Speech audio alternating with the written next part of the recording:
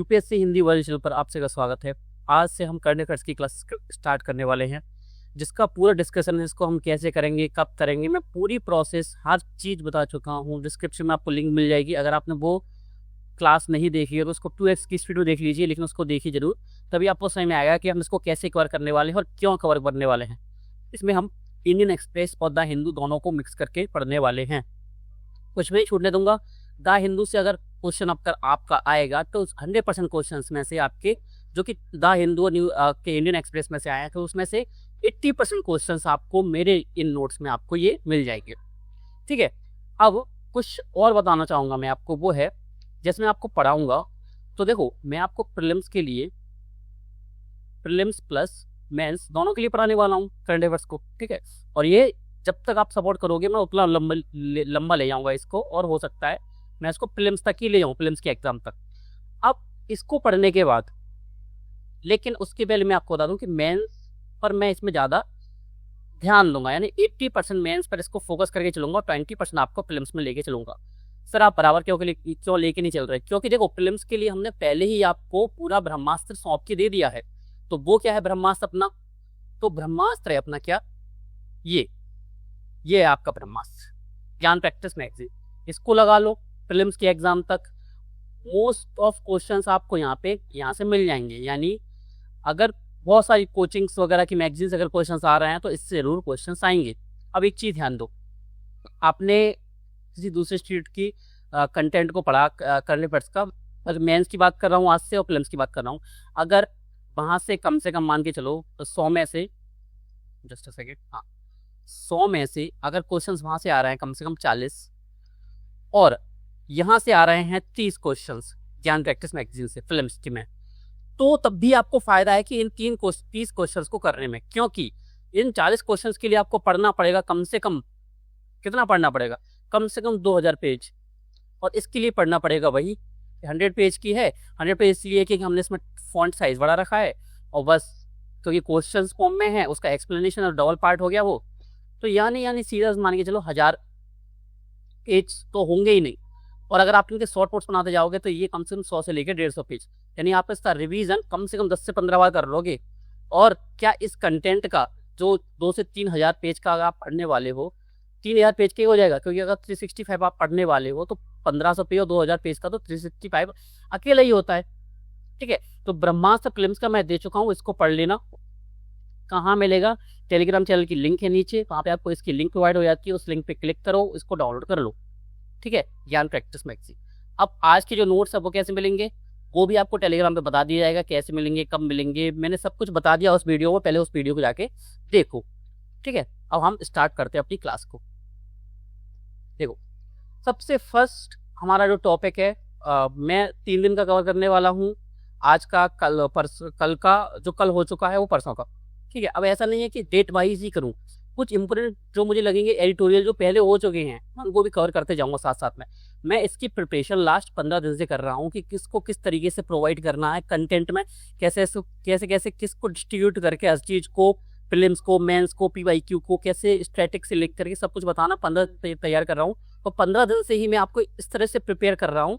तो बहुत सारे इंपोर्टेंट फैक्ट या न्यूज़ थी जो आपके लिए इंपोर्टेंट थी, जो पहले घट चुकी हैं, मैं उनको कवर करते जाऊंगा इन्हीं के साथ में। तो आपको दिक्कत दिली वाली बात नहीं है कि आज 11 तारीख है तो हो सकता है आपको 1 जून, 5 जून इनकी न्यूज़ भी आपको देखने को मिल जाए, तो ये आपके लिए ही फायदेमंद है।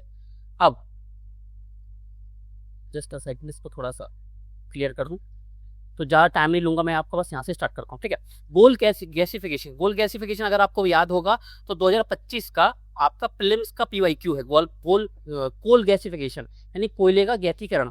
ठीक है, कोयले से हम गैस बनाते हैं, सिन गैस बनाते हैं। ठीक है, तो कोयला गैसिफिकेशन है क्या, 2025 प्रीलिम्स में आया है। इससे पहले भी पीवाईक्यू में पूछा जा चुका है प्रीलिम्स में, लेकिन मेंस के लिए क्या पर्सपेक्टिव, क्या इंपोर्टेंट है, और प्रीलिम्स के लिए भी क्या इंपोर्टेंट है, ये आपको पता होना चाहिए। कोल गैसिफिकेशन क्या है? कोयले को हम सिन गैस या सिंथेटिक गैस में बदलते हैं, इसको बोलते हैं कोयला गैसीकरण। आप किसी चीज को परिवर्तित करते हैं तो आपको पता होगा इसके सह उत्पाद भी बचते हैं। ठीक है, तो सह उत्पाद में क्या बनता है, जिससे केमिकल्स बनते हैं, जो हम केमिकल्स यूज करते हैं, फर्टिलाइजर्स यूज करते हैं, मेथेनॉल और अमोनिया और हाइड्रोजन। एथेनॉल का नाम सब सुनना है, मेथेनॉल भी उतना ही इंपोर्टेंट जितना एथेनॉल है। फिल्म्स में अगली साल अगर मेथेनॉल आया तो कोई बड़ी बात नहीं है। तो मेथेनॉल, अमोनिया, हाइड्रोजन और सिंथेटिक फ्यूल्स बनाए जा सकते हैं। किससे? कोयला, कोल गैसिफिकेशन से। सिंपल सा पार्ट है, कुछ ज़्यादा दिक्कत वाली बात है नहीं। कोयले को डालेंगे गैसीफायर में, इससे सिन गैस बनेगी, लेकिन इसके सेहत उत्पाद के रूप में ये चीज़ें बन जाएंगी। याद रखना, पहले उसमें यही क्वेश्चंस बनते हैं कि इसके सेहत उत्पाद के रूप में फर्टिलाइजर, मेथेनॉल, अमोनिया, नाइट्रोजन बनाए जा सकते हैं। तो हाँ, बिल्कुल बनाए जा सकते हैं। सेकंड क्या इंपोर्टेंट है, केंद्रीय कोयला मंत्री जी.किशन रेड्डी ने क्या कहा है, कोल गैसिफिकेशन से भारत से 3 लाख करोड़ तक की आयात का विकल्प विकसित किया जाता है। देखो मैंने क्या बोला था, मैं AI की हेल्प लूंगा नोट्स बनाने में, तो ये थोड़ा सा गलत कर दिया इसने, ठीक है, सा की जगह एल लिख दिया, ला लिख दिया, तो आप इसको थोड़ा सा एडजस्ट कर लेना। बाकी आपको इसके शॉर्ट नोट्स कैसे बनाने हैं, शॉर्ट नोट्स मैं बताऊंगा, लेकिन पहले आप 10 दिन इसको पढ़ो अच्छे से, फिर मैं इसके शॉर्ट नोट्स बनाना सिखाऊंगा, और इन नोट्स को कैसे यूज करना वो मैं आपको सिखाऊंगा। बस आप अभी पढ़ते जाओ। सर इसमें क्या इंपोर्टेंट है, ये तो सिंपल सी बात होती है, हर बार न्यूज़पेपर में आती है। इसमें इंपोर्टेंट क्या है? इंपोर्टेंट है, क्यों नहीं है, मैं बताता हूँ इंपोर्टेंट कैसे। इंपोर्टेंट इसलिए है क्योंकि मेंस में अगर क्वेश्चन आता है कि कोयला गैसिफिकेशन से संबंधित और इसके समाधान या आगे की राह, तो समाधान या निष्कर्ष में आप ये नहीं लिख सकते कि अगर कोल गैसिफिकेशन करें तो हम 3 लाख करोड़ तक के आयात का विकल्प विकसित कर सकते हैं, जिसकी सहायता से हम फॉरेक्स रिजर्व पर दबाव को कम कर सकते हैं। GST में ये क्वेश्चन आएगा अगर, तो आप इकोनॉमी से जोड़ दो, ज्योग्राफी में जोड़ दो, तब भी आप इंपोर्ट कम कर सकते हैं, क्योंकि हमारे पास जो चीज़ें है नहीं, मिथेनॉल है, फर्टिलाइजर है, तब भी आप इस चीज़ को जोड़ सकते हो, ठीक है। तो आप इसको एज अ कंक्लूजन यूज कर सकते हो और एज अ इंट्रोडक्शन यूज कर सकते हो। मैं आपको बताता जाऊंगा साथ साथ में, ठीक है। भारत, अब थर्ड क्या है, थर्ड पॉइंट इंपोर्टेंट क्या है, भारत कई महत्वपूर्ण इंडस्ट्रियल केमिकल्स, जो इंडस्ट्री में केमिकल्स यूज होते हैं, देखो आज के युग में हर चीज में, छोटी छोटी चीज में केमिकल्स जरूर यूज होते हैं। तो 90% तक डिपेंडेंट हैं हम दूसरी कंट्रीज पर, आपको खुद पता होगा। तो क्या होता है, मोदी जी ने बोला था कि अभी सोना मत खरीदो कि विदेशों में मत जाओ, क्यों बोला था? क्योंकि फॉरेक्स रिजर्व बहुत तेजी से कम हो रहे हैं, तो उस पर दबाव कम करने के लिए हम इसका कोल गैसिफिकेशन का हम यूज कर सकते हैं। फोर्थ क्या है, कोल गैसिफिकेशन को सरकार स्ट्रेटेजिकल, इंडस्ट्रियल और सेल्फ रिलायंस और इकोनॉमिक सिक्योरिटी जोड़कर देखती है। अब ये वर्ड है क्या, इन कीवर्ड्स को आपको मेंस के आंसर में यूज करना है, आगे की समाधान में, आगे की राह में। ये मत देखो कि सरकार कर रही है, आपको अगर आपसे पूछे कि आगे की राह या आगे की समाधान क्या होना चाहिए, तो आगे की राह में आप क्या लिखोगे या निष्कर्ष में आप क्या लिख सकते हो कि कोल गैसिफिकेशन को स्ट्रेटेजिकल, इंडस्ट्रियल, सेल्फ रिलायंस और इकोनॉमिक सिक्योरिटी से जोड़कर देखा जाना चाहिए। ये सरकार का मत बोलो, खुद का बोल दो कि देखा जाना चाहिए, एक सुझाव दे दो। अब ये बताओ, एक सिंपल हिंदी मीडियम स्टूडेंट, सिर्फ स्टैटिक पढ़ने वाला और मैगजीन पढ़ने वाला, क्या इन कीवर्ड्स का यूज करके देखेगा? आपको कभी भी आंसर्स में नहीं देखने को मिलेगा। लेकिन जो इन क्लासेस को अब लेने वाले हैं, नेक्स्ट जब तक ये क्लासेस चलेंगी, तो वो इन कीवर्ड्स को यूज करेगा, बिल्कुल करेगा। तो एक सिंपल आंसर में, इंट्रोडक्शन, मेन बॉडी और कंक्लूजन में डिफरेंस यहाँ से पैदा होता है। अगर आपको 1 मार्क्स एक क्वेश्चन में अगर आपको एक्स्ट्रा मिल रहा है, तो 20 क्वेश्चन में 20 मार्क्स, 4 पेपर में आपके 80 नंबर, और 80 नंबर का सीधे से मतलब ये है कि 300 से 400 रैंक ऊपर पहुंच जाते हो और ज्यादा। अब फिफ्थ क्या है, मैं आपको बताऊंगा। अब इनको क्या करना है, ऐसा इसी को ऐसे ही यूज करना, मैं हर क्लास में ऐसे ही बताऊंगा। इसको लिख लेना, अलग से लिख लेना, लेकिन आपको नोट्स मिलेगा ही, बस याद रखना कि इसको कैसे यूज करना था आपको निष्कर्ष में, ठीक है। याद करते जाना बस, कभी भी जरूरत हो तो इस क्लास को दोबारा से देख लेना। फर्स्ट क्या है, पश्चिम एशिया में, वेस्ट एशिया में क्या हो रहा है, भैया हमले कर रहा है, एक दूसरे पे अटैक वगैरह कर दिए। वो क्या रहा है, डिस्ट्रप्शन हो रहा है वैश्विक शिपिंग में, बिल्कुल हो रहा है, सबको पता है, ये चीज सबको पता है। सर इसमें नया क्या है, केमिकल्स और एनर्जी सप्लाई चेन्स में संवेदनशील हो जा करते हैं। अगर वहां से हमारा शिपमेंट बंद हो जाता है, तो याद रखो हमारे पास दिक्कत है ही नहीं, हमारे पास केमिकल्स नहीं है, फर्टिलाइजर नहीं, अभी रो रहे थे सभी बैठ के, ठीक है। लेकिन कोयला गैसिफिकेशन क्या है, हमको विकल्प प्रदान करता है। तो कोयला गैसिफिकेशन इसलिए इम्पोर्टेंट है। मैं आपको 4 से 5 ये बता चुका हूँ जो कि आप मेंस के आंसर में यूज कर सकते हो। फिल्म्स के पर्सपेक्टिव से मैंने आपको बता दिया क्या इंपोर्टेंट है। 13 मई 2025 को केंद्रीय मंत्रिमंडल ने कोयला lignite gasification project promotion scheme को मंजूरी दी थी। अब हालिया सुधार या हालिया क्या किए जा रहे हैं इस संबंध में कोयला गैसीकरण में, तो सिंपल ले लो, केंद्रीय मंत्रिमंडल ने क्या किया, इस स्कीम को मंजूरी दे दी है। आप मेंस के आंसर में इसको यूज कर सकते हो कि अभी हालिया में हम क्या कर रहे हैं, क्या कर रहे हैं, यानी सरकारी सुधार क्या है इसमें, या उपाय हम या सुधार क्या कर रहे हैं। 7, इस योजना के लिए 37,500 करोड़ का वित्तीय प्रावधान किया गया है। अच्छी बात है, इसको याद कर सकते हो। जैसे हर चीज याद करने की नहीं होती, लेकिन याद हो जाए तो अच्छी बात है, ना हो तो कोई दिक्कत नहीं। सरकार यूरिया पॉलिसी में कोल गैसिफिकेशन आधारित यूरिया प्रोडक्शन को शामिल करने के लिए इंसेंटिव फ्रेमवर्क तैयार कर रही है। अभी सरकार क्या क्या कर रही है? कोयला गैसिफिकेशन, या मैं मानता हूं कोयला गैसिफिकेशन का क्वेश्चन नहीं आया, फर्टिलाइजर से आया कि हाल ही में पश्चिम एशिया में हुए डिसरप्शंस के कारण क्वेश्चन ऐसे ही बनेगा। हमारे यहाँ कई चीजों की कमी दिखी, कई वस्तुओं की कमी दिखी, जिसमें फर्टिलाइजर प्रमुख था। भारत फर्टिलाइजर आत्मनिर्भरता के लिए कौन से कदम उठा रहा है और इसकी कमियां, समाधान वगैरह ये पूछ रहे आपसे। तो आप लिखोगे कि सरकार क्या कर रही है इस टाइम पे, सरकार आत्मनिर्भर बनने के लिए क्या कर रही है। सरकार यूरिया पॉलिसी में कोल गैसिफिकेशन को मिक्स कर रही है। यहाँ पे मैंने क्या बता दिया आपको, कोल गैसिफिकेशन से क्वेश्चंस नहीं आया, तब भी आप इस पॉइंट को लिख सकते हो अगर क्वेश्चंस ऐसे बन के आ गया। यानी आपके पास कंटेंट है तो आप 50 आंसर में इसको यूज कर सकते हो। GS1 में कर सकते हो, GS2 में कर सकते हो, GS3 में कर सकते हो, GS4 में कर सकते हो, लेकिन आपको तरीका पता होना चाहिए कि कहाँ यूज करना है कहाँ नहीं। ऐसे नहीं कहीं भी आंसर इसमें डाल दो कहीं ना कहीं, नहीं, कनेक्ट होना चाहिए। अब कनेक्ट कैसे होगा? आप सिर्फ, मैं बोल रहा हूँ सिर्फ 5 क्लास से लीजिए, आपको समझ में आएगा कि कैसे आंसर में इसको यूज किया जाता है। कोल गैसिफिकेशन से आयातित क्या होता है, ठीक है। कोल गैसिफिकेशन से अगर हम ये कोल गैसिफिकेशन करें तो हमको क्या क्या देखने को मिलेगा, यहाँ हम किसके इंपोर्ट को कम कर सकते हैं। तो मिथेनॉल है, अमोनिया है, यूरिया का फीड स्टॉक है, इंडस्ट्रियल केमिकल्स हैं, क्योंकि इनका उत्पादन हम बढ़ा देंगे तो इंपोर्ट कम करेंगे, इंपोर्ट कम करेंगे तो हम आत्मनिर्भर बनेंगे, आत्मनिर्भर बनेंगे तो फॉरेक्स रिजर्व पर दबाव कम होगा। और फॉरेक्स रिजर्व आप सभी जानते होंगे, विदेशी मुद्रा रिजर्व।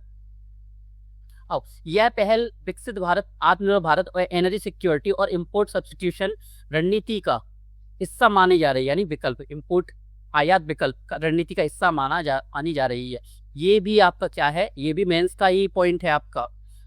मैं आपको ये बता दूंगा कि क्वेश्चन आता है तो 10 के 10 पॉइंट आप इन्हीं को लिख देना। आपका आंसर एक स्टैटिक पढ़ने वाले, 2 साल से पढ़ने वाले पर्सन जो बहुत पढ़ता है और आपने सिर्फ इन क्लासेस को लिया, उसको लिख के आ जाना आप आंसर को, आपको ज्यादा मार्क्स मिल जाएंगे। यकीन ना हो, किसी की टेस्ट सीरीज ज्वाइन कर लेना, किसी भी इंस्टीट्यूट की, हमारी आने वाली है आंसर राइटिंग, हम प्रोग्राम स्टार्ट करने वाले हैं।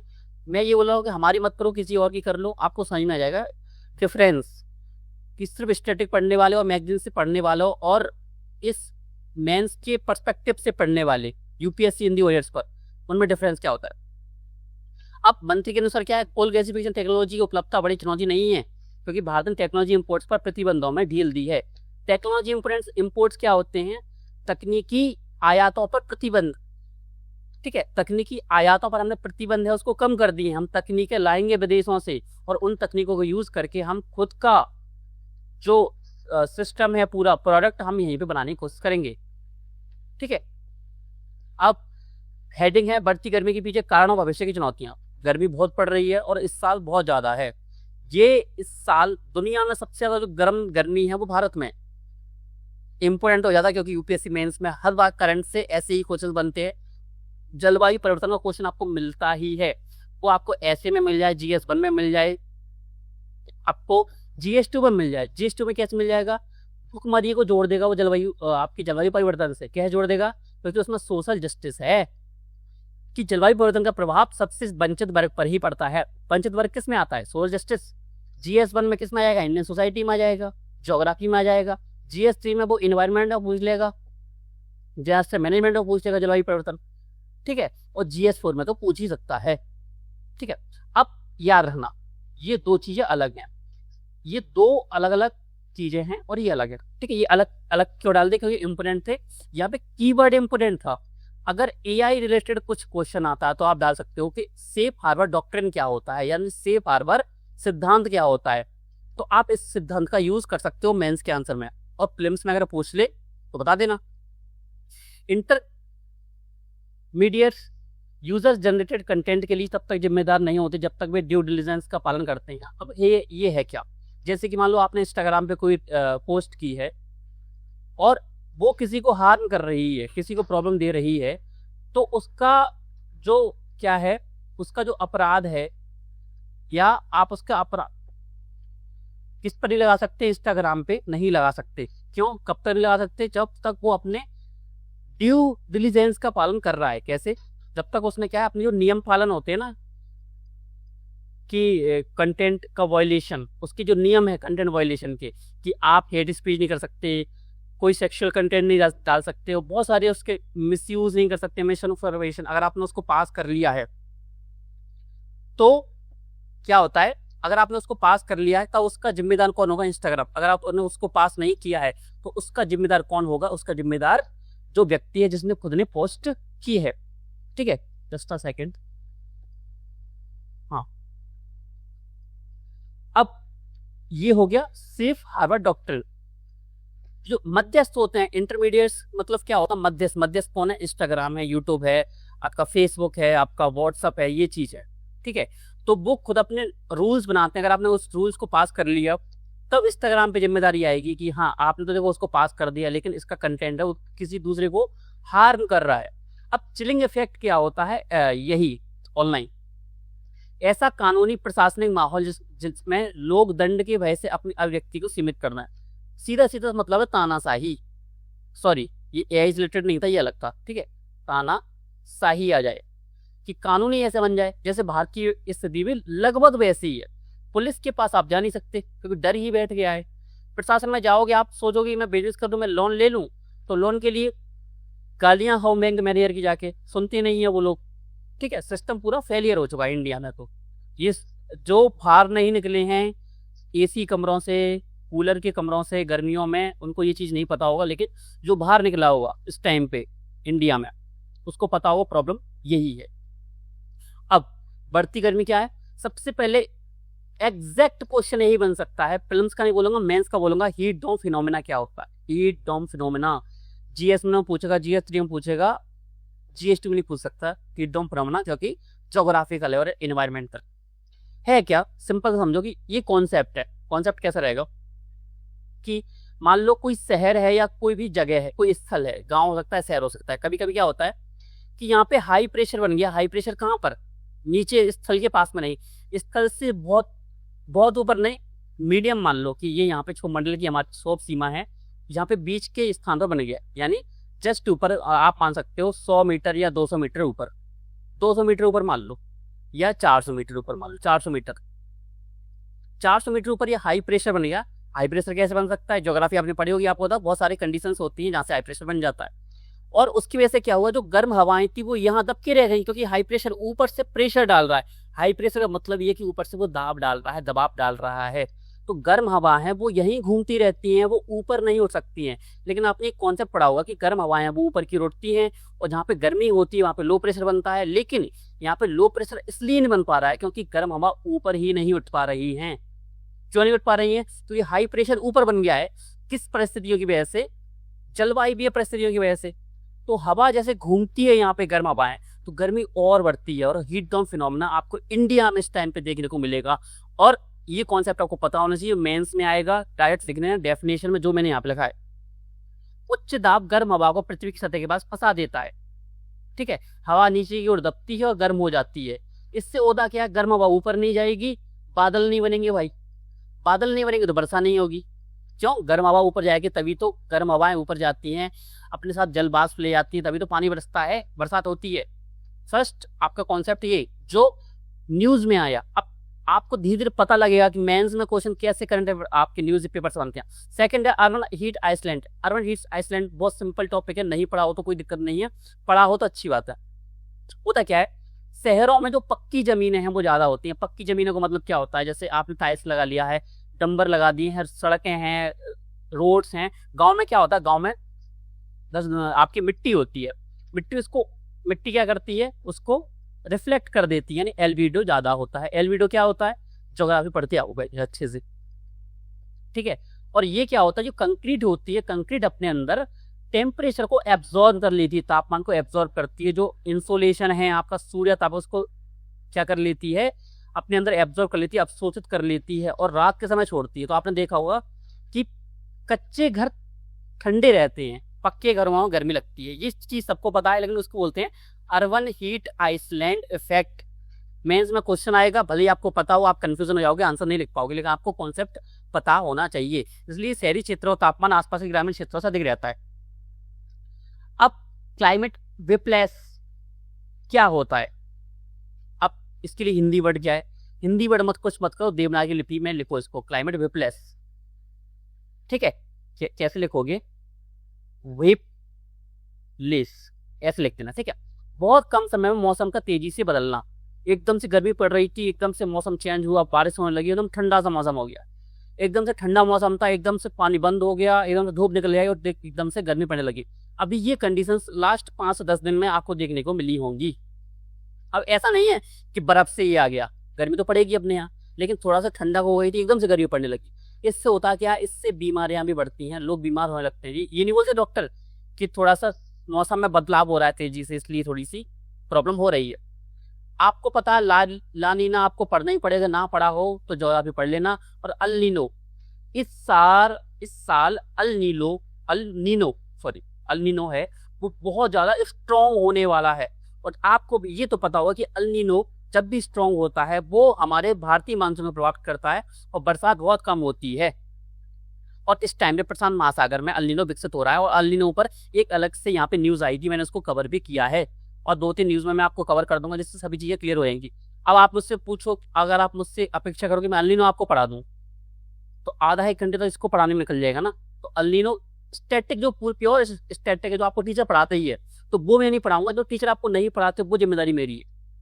कुछ नहीं होता, प्रशांत महासागर है, मध्य पूर्वी भाग समुद्री सतह का तापमान बढ़ने लगता है तो टेम्परेचर बढ़ता है, लो प्रेशर बनता है, लो प्रेशर तो हाई प्रेशर से जो ठंडा जल है वो गर्म जगह को भरने के लिए आता है, तो धाराओं का जो रुख है, जो दिशा है, वो परिवर्तित हो जाती है। इसी को अल नीनो कहते हैं। मैं थोड़ा शॉर्ट में समझा दिया, जाके अच्छे से पढ़ना अल नीनो। अगर जाओगे सुदर्शन सर की कोई ना कोई क्लासेस मिल जाएगी, सुदर्शन सर से पढ़ लेना। वैज्ञानिकों का अनुमान क्या है, 2026 का अल नीनो आज तक का सबसे मजबूत होने वाला है। ठीक है, अब भारत पर संभावित प्रभाव क्या होंगे? अब क्वेश्चन आ गया, अल नीनो के प्रभाव क्या होंगे? मानसून रेनफॉल पर दबाव होगा, यानी मानसून कम होगा, तापमान में टेम्परेचर में वृद्धि होगी, हो रही है। हीट वेव्स की आवृत्ति, हीट वेव्स क्या होती है? गर्म हवाएं, लू तरंगे, गर्म तरंगे। ठीक है, दक्षिणी पश्चिमी मानसून ये अरब सागर की ओर से आता है, ये क्वेश्चन पूछा गया कई बार। आईएमडी का अनुमान क्या है? आईएमडी बोल रही है कि जून जुलाई में तो सामान्य रहेगा मानसून जैसे रहता है, लेकिन अगस्त सितंबर में जो बारिश होती थी उसकी तुलना में इस बार बारिश कम होगी। अब इसको ये अलग ही न्यूज। ठीक है, पिछले रिकॉर्ड के अनुसार लगभग 70% अल नीनो वर्षों में मानसून सामान्य रूप से कमजोर रहा है। भारत का केमिकल ट्रेड प्रोफाइल क्या है?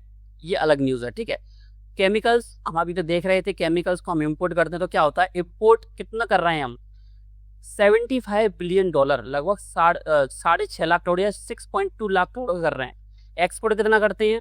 3.6 लाख करोड़ का, यानी सीधे सीधे हम घाटे में जा रहे हैं। बैलेंस ऑफ पेमेंट अगर आप पढ़ोगे तो उसमें हम माइनस में है, नेगेटिव में। ट्रेड डेफिसिट कितना है हमारा? लगभग 2.6 लाख करोड़। प्रमुख आयातित रसायन कौन कौन सी है? Organic and inorganic chemicals, polymer plastics, dye, pigments, colouring matters, bulk drugs intermediates, pesticides, speciality chemicals. अब कहाँ यूज कर सकते हैं इसको? अगर मान लो हमारे फॉरेक्स रिजर्व पे क्वेश्चन आ गया तो आप ये हो सकते हो ना कि केमिकल्स बहुत इंपोर्ट कर रहे हैं हम, अब इसको कम कैसे कर सकते हैं? स्पॉइलर गैसिफिकेशन को अपना के।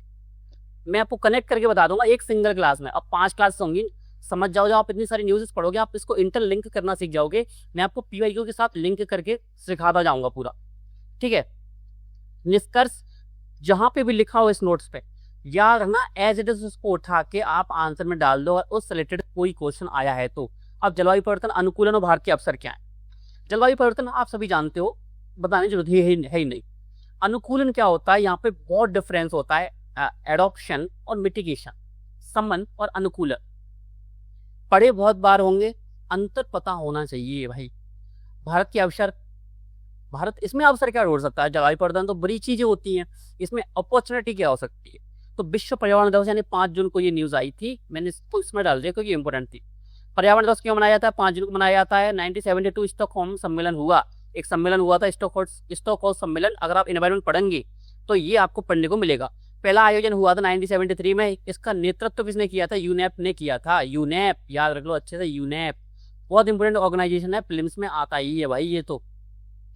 नेट जीरो का मतलब क्या है? नेट जीरो का मतलब होता है नेट जीरो कार्बन एमिशन या ऐसी गैसेस जो कि जलवायु परिवर्तन में भूमिका निभाती हैं। ऐसी स्थिति जब कुल ग्रीन हाउस गैसेस उत्सर्जन और कुल अवशोषण बराबर हो जाए। स्टार्टिंग मैंने जब अपनी प्रिपरेशन स्टार्ट की थी तो मुझे नाम देखने को मिला था एक नेट जीरो। नेट जीरो क्या था? मेरा मानना था उस टाइम पे, मतलब मेरे माइंड ने बोला था कि हम इन गैसेस को जीरो कर देंगे।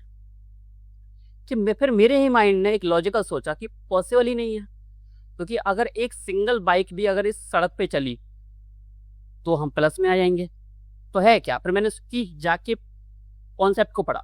नेट जीरो का मतलब होता है कि मान लो हमने, एग्जांपल दूंगा, कम से 1 किलोग्राम अगर हमने एमिशन किया, उत्सर्जन किया है किसका, ग्रीन हाउस गैसेस का, तो हम 1 किलोग्राम उसको कम करने का हमने उपाय भी किया है, यानी उसको हमने कम भी कर दिया। और एब्जॉर्बेशन कैसे होता है कि एब्जॉर्ब कैसे करेंगे, उसको हम रिमूव कैसे करेंगे जो हमने उत्पाद किया।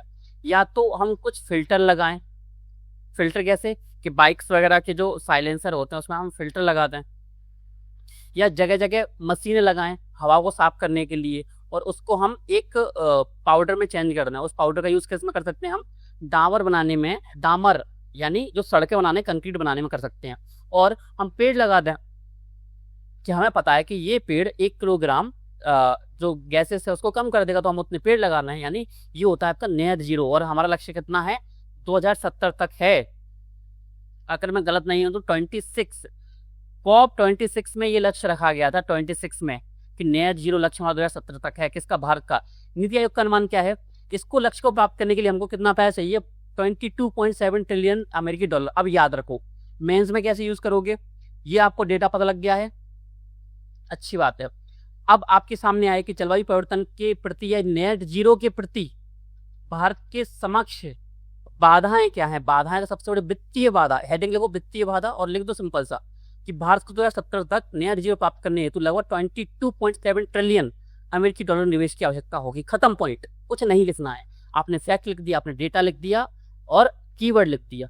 कीवर्ड नेट जीरो, डेटा आपका 22.7 ट्रिलियन अमेरिकी डॉलर निवेश की आवश्यकता होगी। आपने पॉइंट कर दिया, पूरा क्लियर कर दिया। इससे बेस्ट पॉइंट ना कोई इंग्लिश मीडियम का स्टूडेंट लिख सकता है, ना कोई हिंदी मीडियम का, बराबर लिख सकता है। क्योंकि देखो, वो भी न्यूज़पेपर पढ़ रहा होगा, उसको भी मिला होगा, वो यूज कर लेगा। लेकिन अब हिंदी मीडियम वाले भी यूज कर सकेंगे। पहले प्रॉब्लम थी कि हम न्यूज़पेपर पढ़ते नहीं थे, लेकिन अब पढ़ रहे हैं।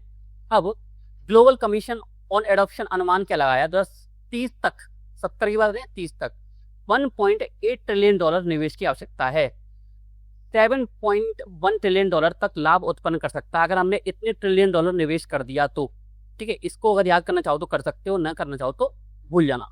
संयुक्त राष्ट्र का अनुमान क्या है? विकासशील देशों में एडॉप्शन फाइनेंस की आवश्यकता है। एडॉप्शन फाइनेंस क्या होता है? अब एक चीज समझो, एडॉप्शन इकोनॉमी लिखा है, दिक्कत वाली बात नहीं।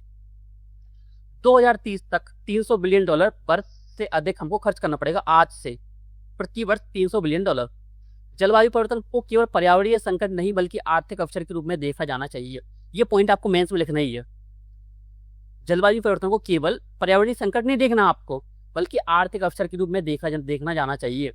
विश्व अब एडॉप्शन इकोनॉमी की ओर बढ़ रहा है। आप क्या लिखोगे? भारत को क्या करना चाहिए?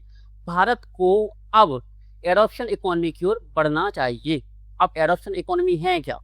एक चीज समझो, एडॉप्शन और मिटिगेशन क्या होता है? गर्मी पड़ रही है, गर्मी बहुत तेज पड़ रही है, सही बात है सर, गर्मी तो बहुत पड़ रही है। गर्मी पड़ रही है, या तो मैं कूलर ला के लगा दूं खुद के लिए तो मैं गर्मी से बच जाऊंगा, रूम को ठंडा कर दूं बाहर गर्मी पड़ने से। सेकंड है, मैं अपने घर के आसपास पेड़ लगा दूं तो अपने आसपास की घर की गर्मी ही खत्म कर दूं। ठीक है, दो चीजें हैं, दो तरीके हैं, लेकिन कॉन्सेप्ट अलग है। कॉन्सेप्ट अलग कैसे हैं कि मैंने खुद को अनुकूल कर लिया गर्मी के, कूलर लगा के पड़ने दो गर्मी, लेकिन मैं थोड़ा सा सुरक्षात्मक उपाय अपनाते जाऊंगा, तो इसको बोलेंगे अनुकूलन, जिसको बोलेंगे आप एडॉप्शन। सेकंड, जो मैं कम करने की कोशिश कर रहा हूँ इस गर्मी को, यानी हमारी सरकार गर्मी कम करने की कोशिश कर रही है, अगर पेड़ लगाएगी, वैसे लगा नहीं रही है, कार ज्यादा रही है, ठीक है, तो अगर पेड़ लगाएगी और चीजें अपनाएगी जिससे हमारे यहाँ गर्मी कम पड़े, जलवायु परिवर्तन छीड़ हो, तो उसको बोलेंगे मिटिगेशन, यानी समन, हम उसको समाप्त कर रहे हैं। ठीक है, ऐसे ही जैसे आप क्या कर रहे हो, मेंस में आपकी राइटिंग खराब है, आंसर राइटिंग में आपकी राइटिंग खराब है, हैंड राइटिंग खराब है आपकी, आप क्या कर रहे हो, आप तो अनुकूलित हो गए। ठीक है, इसी के दम पे मैं क्या करूंगा, अच्छे से फैक्ट वाला लिखूंगा, यानी इसी राइटिंग के दम पे जाऊंगा, लेकिन कुछ एक्स्ट्रा चीजें ऐसी कर लूंगा कि मेरे मार्क्स अच्छे आ जाएं। ये हो गया एडॉप्शन कि मैंने अपना ही लिया है कि मैं कुछ नहीं कर सकता, लेकिन मैं अच्छे तरीके से इसको आगे ले जाने की कोशिश करूंगा। मिटिगेशन क्या होता है? मिटिगेशन मतलब होता है मैं आंसर राइटिंग को खत्म करूंगा, अच्छी हैंड राइटिंग का यूज करूंगा, अब मैं उसकी ओर बढ़ूंगा। तो ये होता है mitigation. There is difference between mitigation and adoption. ठीक है, तो आपको अंतर पता होना चाहिए यहाँ पे। अब एडॉप्शन इकोनॉमी क्या है, बहुत इंपॉर्टेंट, मतलब इसका यूज कर ही लेना, जहां क्वेश्चन मिल जाए इसका यूज करना ही है। एडॉप्शन इकोनॉमी क्या है? एडॉप्शन इकोनॉमी क्या होता है? ऐसी अर्थव्यवस्था जो जलवायु परिवर्तन के प्रभावों से निपटने हेतु विकसित तकनीकों, सेवाओं, अवसंरचना पर आधारित हो। जैसे कि हम क्लाइमेट रेजिलियंट इंफ्रास्ट्रक्चर का यूज करें, जैसे कि जलवायु परिवर्तन, अगर गर्मी ज्यादा पड़ जाए तो हमारा इंफ्रा है वो प्रभावित ना हो। जैसे आपको पता होगा जो डामर होता है, जो सड़कें होती है, जो कंक्रीट होती है, वो ज्यादा हीट होने पर पिघलने भी लगती हैं। अगर यूरोप की अगर आप वीडियो वगैरह देखोगे कोई, तो आपको मिल जाएगा, क्योंकि वहां पे उस क्लाइमेट के लिए बनाई नहीं गई हैं। हमारे लिए, हमारे यहाँ तो गर्मी ज्यादा पड़ती है, इसलिए अच्छा थोड़ा सा ठीक ठाक बनाते हैं, लेकिन क्लाइमेट पर इफेक्ट पड़ता ही है गर्मी का, तो हम उसके अकॉर्डिंग बनाएं, यानी इंफ्रास्ट्रक्चर हम क्लाइमेट के एडॉप्टिव बनाएं। वाटर मैनेजमेंट सिस्टम संभालें। अब पानी की कमी होने वाली, क्योंकि अल नीनो आने वाला है, तो हम अच्छी नहरें बनाएं, पूरा ग्रिड सिस्टम बनाएं जल का। ठीक है, जल संरक्षण की विधियां अपनाएं, ये होता है एडॉप्शन। अर्ली वार्निंग सिस्टम बनाएं, कब बरसात होने वाली है, कब सूखा पड़ने वाला है, ये अच्छी चीजें लगाएं। और जगह जगह यानी GIS होता है और MIS होता है, यानी छोटे से लेवल पे। इस साल क्वेश्चन आया था भारत फोरकास्ट सिस्टम, जो कि और सूक्ष्म स्तर पर बताता है। क्लाइमेट एनालिटिक्स, हम क्लाइमेट का एनालिसिस करें। एग्रीकल्चर को सतत बनाएं और एग्रीकल्चर को रेजिलिएंट बनाएं। कूलिंग टेक्नोलॉजीज का यूज करें। तो एडॉप्शन इकोनॉमी क्या है? हम इसके लिए ये काम कर सकते हैं, और आपको याद करना है ये। मैं इससे मैंने ये बोलूंगा कि भूल जाओ, नहीं, इनको याद करना है। एडॉप्शन इकोनॉमी के लिए हम क्या क्या कर सकते हैं, ये चीजें। अब भारत के लिए अवसर क्या है, आप इसको कैसे यूज कर सकते हो? क्वेश्चन पूछ ले कि भारत इसमें क्या क्या कर सकता है, तो आप ये लिख दोगे। ना भी पूछा हो, आगे का समाधान पूछा हो, तो आगे की राह में आप पॉइंट लिख के 4 पॉइंट लिख सकते हो। आप इसको फ्लो चार्ट बना के ऐसे कि भारत के लिए अवसर, और ऐसे लिख के ये 4 पॉइंट लिख सकते हो। रिन्यूएबल एनर्जी, ठीक है, सौर ऊर्जा, पवन ऊर्जा और हरित hydrogen. Electrical vehicles, EV, battery manufacturing. Green infrastructure, sustainable buildings. Sustainable buildings क्या होती हैं? वहां पर सस्टेनेबल बिल्डिंग्स में क्या होता है कि हम उसकी कूलिंग इफेक्ट के लिए AC नहीं लगाएंगे, उसके लिए हम वहाँ पे पौधे लगाएंगे, पेड़ लगाएंगे। उसमें कंक्रीट ऐसा यूज करेंगे जिसमें वाइट चीजें ज्यादा हो, जिससे क्या हो, एल्बिडो ज्यादा, रिफ्लेक्शन ज्यादा हो। कांच का यूज हम कम करेंगे, क्योंकि कांच से गर्मी बढ़ती है। तीसरा, क्लाइमेट टेक स्टार्टअप्स, जो क्लाइमेट से रिलेटेड जो स्टार्टअप्स हैं उसको हम बढ़ावा देंगे। अब कृषि क्षेत्र में एडॉप्शन क्या हो सकता है? हम ऐसी बीजों का उपयोग करें जो कि सूखा, जलवायु परिवर्तन के प्रति संवेद्य ना हो, बल्कि उसके प्रति अनुकूल हो, कि ज्यादा गर्मी पड़ रही है, पानी की कमी है, तब भी वो खेत पैदावार अच्छी हो रही है। स्ट्रेस टॉलरेंट, दबाव अत्यधिक पड़ रहा है, जैसे तापमान का दबाव अत्यधिक पड़ रहा है, बरसात ज्यादा हो रही है, तब भी हो जाए। इरिगेशन इंफ्रास्ट्रक्चर पर प्रभाव हैं, जैसे कि माइक्रो इरिगेशन। माइक्रो इरिगेशन तो क्वेश्चन आया 2021 या 22 में, तो माइक्रो इरिगेशन को बढ़ावा देना। कोल्ड स्टोरेज बढ़ाना और थर्मोस्टेबल वैक्सीन। अब मैंने आपको तरीका बताया कि दोनों डिफरेंस क्या होता है, एडॉप्शन और मिटिगेशन, ये लिखा है पूरा। अब भारत की चुनौतियां क्या हैं? क्लाइमेट फाइनेंस, कुछ डेटा याद है आपको, कुछ बोला था मैंने, ये 22.7 ट्रिलियन अमेरिकी डॉलर की आवश्यकता है। अब ये रहा आपका निष्कर्ष। शहरी क्षेत्रों में आग लगने की घटना क्या हो जाता है? GS1 में ज्योग्राफी में पूछ सकता है, GS3 में GS3 में आपका इन्वायरमेंट में और डिजास्टर मैनेजमेंट में पूछ सकता है। इसमें याद रखने वाली चीजें क्या है? अग्निशमन जो सेवाएं, फायर सर्विसेज सेवाएं जो प्रीलिम्स के लिए इंपोर्टेंट है, इसमें ये राज्य सूची का विषय है। UPPCS प्रीलिम्स के लिए भी इंपोर्टेंट है। ये जो क्लासेस हैं ये UPSC के लिए तो है ही, ये UPPCS के लिए भी इंपोर्टेंट है। अनुच्छेद 243W के तहत नगर निकायों, जो अर्बन लोकल बॉडीज हैं, नगर पालिका वगैरह का कार्य माना गई है। राज्य सूची का विषय याद रखना। नेशनल बिल्डिंग कोड NBC 2016 क्या होता है?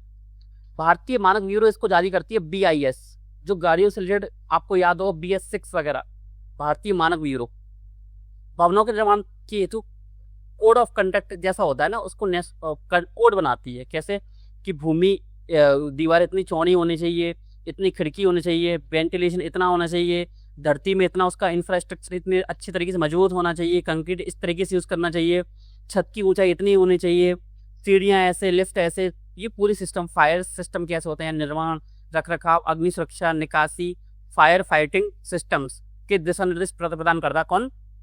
National building code. ठीक है, अब महत्वपूर्ण आंकड़े क्या है, इसमें से एक सिंगल आंकड़ा याद कर लेना आप मेंस के लिए। अगर क्वेश्चन आया शहरी आग से, सिंपल सा डाल देना कि एनसीआरबी डेटा 2024 के अनुसार आग से हुई कुल मृत्यु कितनी है? 6891। कोई लिखेगा? आप सोच रहे हो कि ये आपने देखा होगा कि टॉपर्स की कॉमी आपको डेटा देखने को मिलते हैं, वो डेटा यही से डालते हैं न्यूज़पेपर से, या उनको मैगजीन्स मिलती हैं मेंस के पहले, लेकिन आपको जरूरत नहीं पड़ेगी क्योंकि आप अभी से याद करोगे तो भूलने की समस्या भी कम होगी। तो आप इसमें से एक डेटा याद कर लेना, कोई सा भी, कुल आग की घटनाएं कितनी हुई है इसको याद कर सकते हो, 7054। ठीक है, बस खत्म करो इसको। आवासीय क्षेत्रों में आग से अधिक खतरा क्यों है? क्यों है?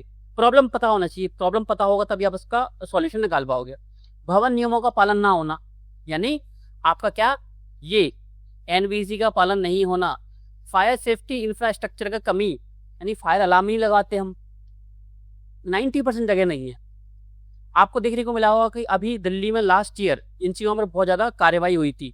अभी खान सर के खिलाफ भी इसी चीज़ का यूज़ कर रहे थे, जो वहाँ का पूरा सिस्टम है वो खान सर के खिलाफ यही चीज़ का यूज़ कर रहे थे कि उन्होंने कोचिंग पर रेड की थी कि वहाँ पर कौन कौन से फायर सेफ्टी टर्म्स वगैरह क्या यूज़, इनका पालन किया जा रहा है कि नहीं किया जा रहा। फायर अलार्म है, स्मोक डिटेक्टर है, स्प्रिंकलर सिस्टम यानी जैसी आग लगती है ऑटोमेशन के तहत क्या होता है, पानी फैलने लगता है। इमरजेंसी एग्जिट होते हैं, एवैक्यूएशन प्लान होता है, अगर आग लग गई तो हम कैसे बचाएंगे लोगों को, खत्म। अब उच्च जनसंख्या घनत्व, जहाँ पर बस्ती ज़्यादा होगी, यहाँ पर लोग ज़्यादा रहेंगे, वहाँ पे आग की समस्या ज़्यादा हो सकती है क्योंकि ये घने हैं।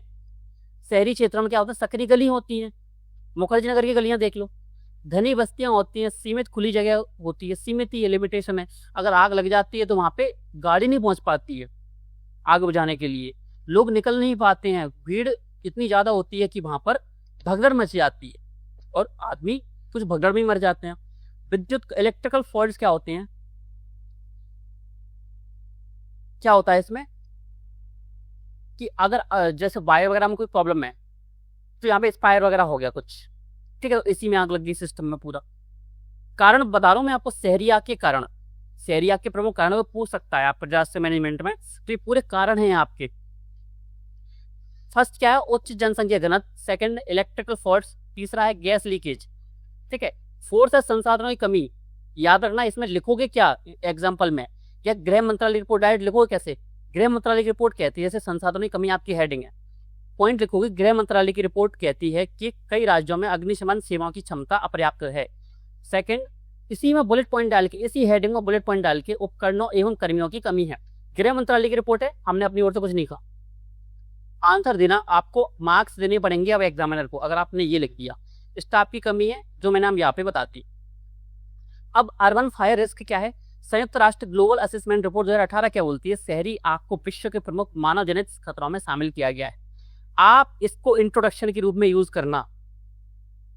जैसे बोले ना शहरी आग, वर्तमान में शहरी आग कई जगह देखने को मिल रही है, इसके कारण और इसके लिए किए जाने वाले उपायों पर विचार कीजिए या व्याख्या कीजिए, विस्तार कीजिए, चर्चा कीजिए, कुछ भी आपसे पूछती है। स्टार्ट करना इंट्रो से। संयुक्त राष्ट्र ग्लोबल असेसमेंट रिपोर्ट 2018, शहरी 18 मत लिखना, 2018 छोड़ देना, सिर्फ लिखना संयुक्त राष्ट्र ग्लोबल असेसमेंट रिपोर्ट, शहरी आग को विश्व के प्रमुख मानव जनित खतरों में शामिल किया गया है। ठीक है, इंट्रोडक्शन, इससे स्ट्रॉन्ग इंट्रोडक्शन आपका इस क्वेश्चन के लिए हो ही नहीं सकता। इसके बराबर इंट्रोडक्शन कोई मिल सकता है लेकिन इससे स्ट्रॉन्ग होगा नहीं। अगर किसी ने और बहुत अच्छा इंट्रो लिखा, उसको अगर 1 मार्क्स मिल रहा है इंट्रोडक्शन का, आपको 1 ही मिलेगा, आपको 0.99 नहीं मिल सकता, यानी 0.1 मार्क्स भी आपको कम नहीं मिलेगा इसमें आपको देखने को। ठीक है, तो ये आपका इंट्रोडक्शन है, तो याद रखना। नोट्स आपको मिल ही जाएंगे, तो प्रॉब्लम लेने की दिक्कत लेने की बात ही नहीं है। अब आग से मौत कैसे होती है, आग से डायरेक्ट जल जाओ, खत्म खेल। अब प्रत्यक्ष कारण क्या होता है, जब आग लगती है तो धुआं होता है, तो धुएं से क्या होता है, सांस लेने में दिक्कत होती है। तो जो बच्चे होते हैं या बूढ़े होते हैं वो ज़्यादा सेंसिटिव होते हैं, तो उनमें ये दिक्कत देखने को मिलती है कि सांस नहीं ले पाते, उसकी वजह से मौत हो जाती है। जहरीली गैस अंदर चली गई, ऑक्सीजन की कमी, विषैली गैस। हाल की समस्या क्या है, दिल्ली सहित कई महानगरों में क्या पुराने भवन बनाए गए हैं जहां पर कोड एनबीसी है, एनबीसी का यूज, नेशनल बिल्डिंग कोड का यूज किया ही नहीं गया है, यानी उनका पालन किया ही नहीं गया है। मिक्स्ड लैंड का यूज, अवैध व्यावसायिक गतिविधियां हो रही हैं। चुनौतियां क्या हैं, ये लिखी थी हमने, अब मैंने इकट्ठा लिख के दे दिया यहाँ पे जिससे आपको प्रॉब्लम ना हो। समाधान क्या है, समाधान ये है, पॉइंट टू पॉइंट लिखते जाओ।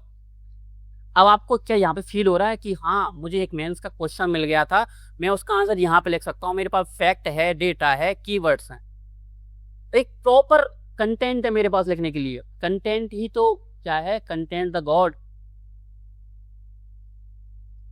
मेंस में कंटेंट अच्छा लिखोगे तभी तो आपको आंसर में मार्क्स मिलेंगे अच्छे। आंसर राइटिंग तो आप आंसर राइटिंग का देखो प्रोग्राम आने वाला है, उत्तर गंगा प्रोग्राम आने वाला है, उससे बेस्ट आंसर राइटिंग प्रोग्राम है ही नहीं इस टाइम पे हिंदी मीडियम में। बड़ी से बड़ी इस टाइम पे हिंदी मीडियम की जो सबसे बड़ी कोचिंग है ना, उसकी कॉपीज जाके देख लेना, और उस उत्तर गंगा आंसर राइटिंग प्रोग्राम की कॉपीज जाके देख लेना, आपको अंतर समझ में आ जाएगा। चलो आगे, great Nicobar transshipment port, ICTP विवाद चल रहा है अभी। आप सभी को पता होगा कि निकोबार में क्या कर रहे हैं, हम एक इंफ्रास्ट्रक्चर बना रहे हैं, जिससे क्या होगा वो मैं आपको बताऊंगा, लेकिन विपक्ष इसका विरोध कर रही है, सरकार इसका पक्ष ले रही है, हमेशा से होता जा रहा है। अगर इस टाइम पर कांग्रेस की सरकार होती तो बीजेपी इसका विरोध कर रही होती, हमेशा से ऐसी चलता है। तो पार्टियों की बातों में मत आना, दोनों के पक्ष देखना इंपॉर्टेंट है, ठीक है। अब ऐसा नहीं है कि सरकार कुछ कर रही है तो गलती कर रही है, नहीं, देखना जरूरी है। एनालिसिस पूरा 50% संतुलित होना चाहिए।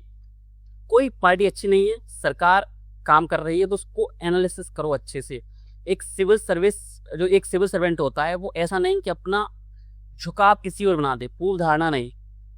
आप अंदर से कांग्रेस को वोट दे के आते हो, बीजेपी को दे के आते हो, या अन्य किसी पार्टी को, रीजनल पार्टी को, लेकिन आपको हर चीज को एनालिटिकल के थ्रू देखना पड़ेगा। अब ICTP क्या है, प्रस्तावित स्थान है कहाँ पे, ग्रेट निकोबार द्वीप पर है, अंडमान निकोबार द्वीप समूह का हिस्सा है ये। अनुमानित लागत है 81,000 करोड़, याद करने की जरूरत नहीं है, बस सिर्फ समझने वाली बात है कि आपको पता होना चाहिए।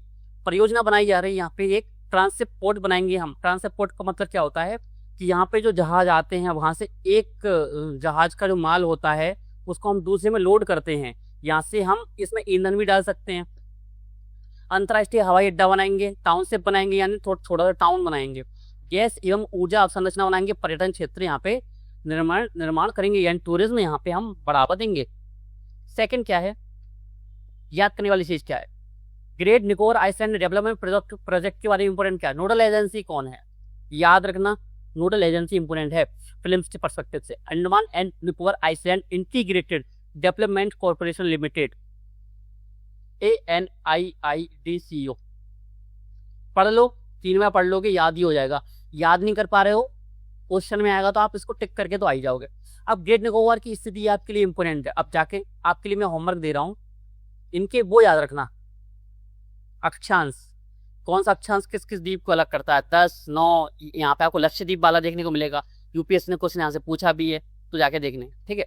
तो मलक्का जल डमरू के निकट स्थित है क्या, ग्रेट निकोबार। अगर आप इसकी मैपिंग देखोगे तो इसकी मैपिंग इंपोर्टेंट है, तो ग्रेट निकोबार और अंडमान निकोबार की मैपिंग देखना अच्छे से। जावा से क्वेश्चन पूछा गया था कि जावा के निकट कौन है, एक क्वेश्चन पूछा था। उद्देश्य क्या है, उद्देश्य वर्तमान में भारतीय कंटेनर ट्रैफिक का बड़ा भाग कहाँ जाता है, जो कंटेनर शिपमेंट होता है वो कहाँ होता है, श्रीलंका में होता है, सिंगापुर में होता है, पोर्ट क्लिंग मलेशिया में होता है। और इसका लक्ष्य क्या है, हम किसी के पास नहीं जाएंगे, क्योंकि हम उसके पास जाते हैं तो हम उसको चार्ज देना पड़ता है भाई, उसको पैसे देने पड़ेंगे ना, किसी के पोर्ट पर रखोगे तो बिल्कुल सब, और इस पर बहुत ज़्यादा पैसा खर्च होता है। तो हम खुद का बना रहे हैं।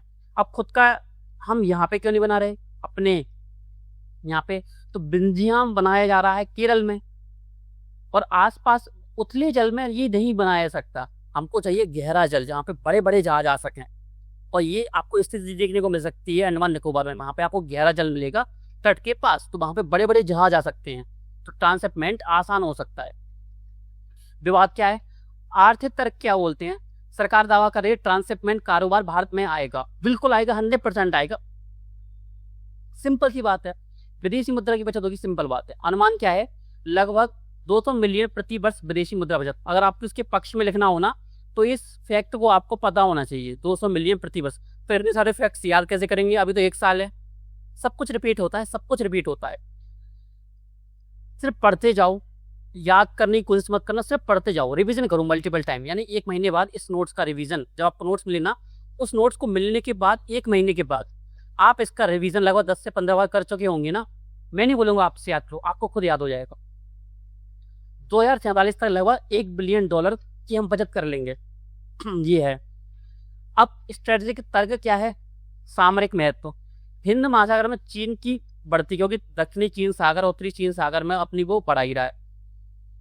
चीन की कोशिश रहती है कि हिंद महासागर में अपना प्रभुत्व बढ़ाए, इसलिए वो यहाँ के कुछ कुछ छोटे छोटे से द्वीप हैं, जैसे श्रीलंका के साथ भी किया उसने, ऐसे किया था, आपको याद हो श्रीलंका में जब गृह युद्ध हुआ था, सॉरी गृह युद्ध तो नहीं कहेंगे, सिविल वॉर टाइप तो नहीं कह सकते, लेकिन विरोध हुआ था, वहाँ की गवर्नमेंट चेंज हो गई थी।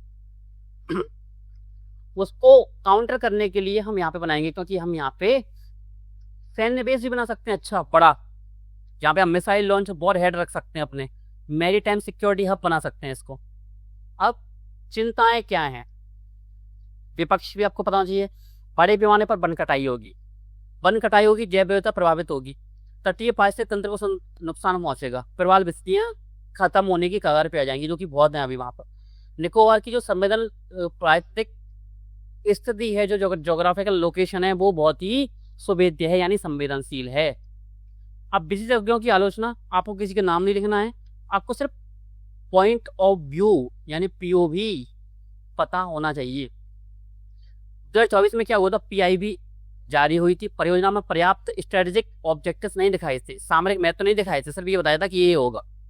पंकज से खसरिया कोई है, उन्होंने बोला है प्रारंभिक दस्तावेजों में परियोजना मुख्यतः कॉमर्शियल थी, बाद में इसको सामरिक परियोजना बनाई जा रही है। तो ये इनके पॉइंट्स हैं, पता होना चाहिए, आंतर में मत लिखना, ये आंतर में लिखने लायक नहीं है। आप ऐसे किसी का नाम नहीं लिख सकते, आप मिनिस्टर का नाम लिख सकते हो, किसी संस्थान का नाम लिख सकते हो, ऐसे एक सिंगल किसी पर्सन का नाम नहीं लिख सकते। सर प्रधानमंत्री मोदी का नाम लिख सकते हो, प्रधानमंत्री ने क्या कहा है लिख सकते हो, बिल्कुल लिख सकते हो, लेकिन ऐसे किसी के नाम लिख सकते हैं आप। अब निष्कर्ष में क्या लिखोगे, सामने लिखा है कीवर्ड इंपोर्टेंट है, ब्लू इकोनॉमी, समुद्री रणनीति, सामरिक आवश्यकताएं, आर्थिक व्यवहार्यताएं, पर्यावरणीय स्थिरता, कितने सारे कीवर्ड्स हैं। ऐसे कीवर्ड्स बोलते हैं ना कि मेंस में कीवर्ड्स इंपोर्टेंट होते हैं लिखने के लिए, मेंस में कीवर्ड्स यूज करो, बहुत सारे टीचर्स बोलते हैं, बताते नहीं कैसे यूज करना। ये होता है कि आपने लिखा, एक सिंपल स्टूडेंट क्या करता है, ग्रेड निकोबार परियोजना पर्यावरणीय विपरीत प्रभाव डाल रही है, हमें आवश्यकता है कि हम इसमें संतुलन बनाएं। ये हो गया एक सिंपल सा एक बच्चों वाला निष्कर्ष। लेकिन अगर आपने उसमें लिखा कि भारतीय ब्लू इकोनॉमी, समुद्री रणनीति, पर्यावरणीय स्थिरता, सामरिक आवश्यकताएं, आर्थिक व्यवहार्यता में संतुलन स्थापित करने की आवश्यकता है, तो किस पर्सन को, किस स्टूडेंट को मार्क्स अच्छे मिलेंगे आप डिसाइड करो। अगर आप टीचर होते, आप एग्जामिनर होते, आप कॉपी चेक कर रहे होते, बताओ। इस तरह से आपको कीवर्ड्स का यूज करना है। भारत में क्लाइमेट फाइनेंस की चुनौती है। क्लाइमेट फाइनेंस यानी मैंने बताया था कि नेट जीरो लक्ष्य के लिए आपको कितना खर्च करना है, आपको 22.7 इतना ही था ना, जस्ट अ सेकेंड, हाँ 22.7 ट्रिलियन अमेरिकी डॉलर। अब इसमें थोड़ा सा डेटा अलग है, आप उसको याद कर लेना। अनुमानित लागत है ना, ये अनुमानित लागत है। अब क्या हुआ, एनडीसी क्या है, नेशनली डिटरमाइंड कंट्रीब्यूशन, एनडीसी। आपने अगर मेरी क्लास ली होगी प्रीलिम्स के पहले, मैंने एनडीसी पढ़ाया हुआ था, पेरिस समझा हुआ था, 2015 में हुआ था, पेरिस में ही हुआ था। हमने क्या किए थे, जलवायु के लक्ष्य बनाए थे, उसी टाइम पे हमने एसडीजी लक्ष्य बनाए थे। एनडीसी लक्ष्यों को पूरा करने के लिए 2030 तक कितना पैसा चाहिए हमको, 162.5 ट्रिलियन अमेरिकी डॉलर की आवश्यकता थी, यानी लगभग 2.5 ट्रिलियन की आवश्यकता, यानी ये पैसा है, ये डॉलर है, ठीक है। अब आरबीआई रिपोर्ट क्या कहती है, इस बार कुछ मत करो, आपके लिए डेटा है कि क्लाइमेट फाइनेंस आज हमारे चुनौती क्या है, क्लाइमेट फाइनेंस। डायरेक्ट अगर क्वेश्चन आ गया तो आपको ये सभी लिखने पड़ेंगे। डेटा नहीं लिख पाओ तो याद तो रखना कि आरबीआई की रिपोर्ट है करेंसी एंड फाइनेंस पे, उसने बोला है कि हमको जीडीपी का लगभग 3% निवेश करने की आवश्यकता है। मैं ये नहीं बोलूंगा 2.5% निवेश लिखो, नहीं याद कर पाओगे इतने सारे डेटा, लेकिन लगभग लिख दो, लगभग 3% ग्रीन फाइनेंस में आवश्यक है। ग्रीन फाइनेंस यानी जो ग्रीन डेवलपमेंट इंफ्रास्ट्रक्चर है उनमें निवेश की आवश्यकता है। ठीक है, नेट जीरो का टारगेट हम याद कर सकें। ग्रीन डेब्ट मार्केट भारत द्वारा जारी, इसमें अगर आपको कुछ याद आ रहा हो तो क्या करते हैं हम, कार्बन क्रेडिट सिस्टम चलाते हैं। ठीक है, कुछ दिनों में आपको कार्बन क्रेडिट सिस्टम पढ़ाऊंगा पूरा। ठीक है, सॉवरेन ग्रीन बॉन्ड्स यानी ग्रीन परियोजनाओं के यानी हरित परियोजनाओं के लिए क्या बॉन्ड जारी करते हैं, तो उनको क्या बोलते हैं, सॉवरेन ग्रीन बॉन्ड। भारत द्वारा जारी कुल मूल्य कितना, 477 बिलियन रुपीस। हरित परियोजनाओं के लिए पूंजी जुटाना, ग्रीन बॉन्ड बाजार का विकास करना। मुख्य आंकड़े क्या है जो यहाँ लिखे हैं पूरे, मैंने एक साथ यहाँ पे लिख दिए। ठीक है, इनको आप अपने नोट्स में ऐड ऑन कर सकते हो, GS3 में कर सकते हो, GS1 में कर सकते हो। यानी जलवायु परिवर्तन से अगर क्वेश्चन आया और डायरेक्ट अगर क्वेश्चन आया किससे, क्लाइमेट फाइनेंस, क्वेश्चन यही आएगा, क्लाइमेट फाइनेंस की चुनौतियां और समाधान। तब क्या लिखोगे, सिर्फ एक डेटा तक काम चल जाएगा, नहीं चलेगा। सभी याद कर लो, क्वेश्चन सिर्फ जलवायु परिवर्तन में बाधाएं आया तो एक डेटा का यूज कर लेना, क्लाइमेट फाइनेंस से आया तो ये सभी डेटा आपके पास रखे हुए इनको यूज कर लेना। अब क्लाइमेट फाइनेंस गैप क्यों है, क्लाइमेट फाइनेंस गैप होता क्या है? क्लाइमेट फाइनेंस गैप का मतलब है जलवायु परिवर्तन हो रहा है, फाइनेंस हमारे पास कम है, निवेश हमारे पास कम है, हम उसको वित्तीय नहीं कर पा रहे हैं। क्यों नहीं कर पा रहे हैं? निवेश बहुत उच्च है, बहुत पैसा लग रहा है, जितना पैसा है ही नहीं, कैसे करें? Steel, cement, power, road transportation, इसका उत्सर्जन योगदान ही कितना है, 50% से ज्यादा। तो इसमें निवेश करने की आवश्यकता हमको बहुत ज्यादा है, क्योंकि ये बहुत ज्यादा महंगे उद्योग हैं। ग्रीन टेक्नोलॉजी अभी भी महंगी है, ग्रीन स्टील बनाना, ग्रीन सीमेंट, ग्रीन हाइड्रोजन, यानी हरित तरीके से, यानी सतत डेवलपमेंट या सतत विकास के तहत इनको बनाना अभी भी महंगा है। वैश्विक वित्त अपर्याप्तता है। पेरिस क्लाइमेट फाइनेंस प्रॉमिस किया गया था कि विकसित देशों का वादा था कि $100 बिलियन देंगे हम प्रति वर्ष। बाकू के NCQZ में कहा गया था 2035 तक $300 बिलियन प्रति वर्ष देंगे, लेकिन अभी दे रहे हैं? नहीं दे रहे।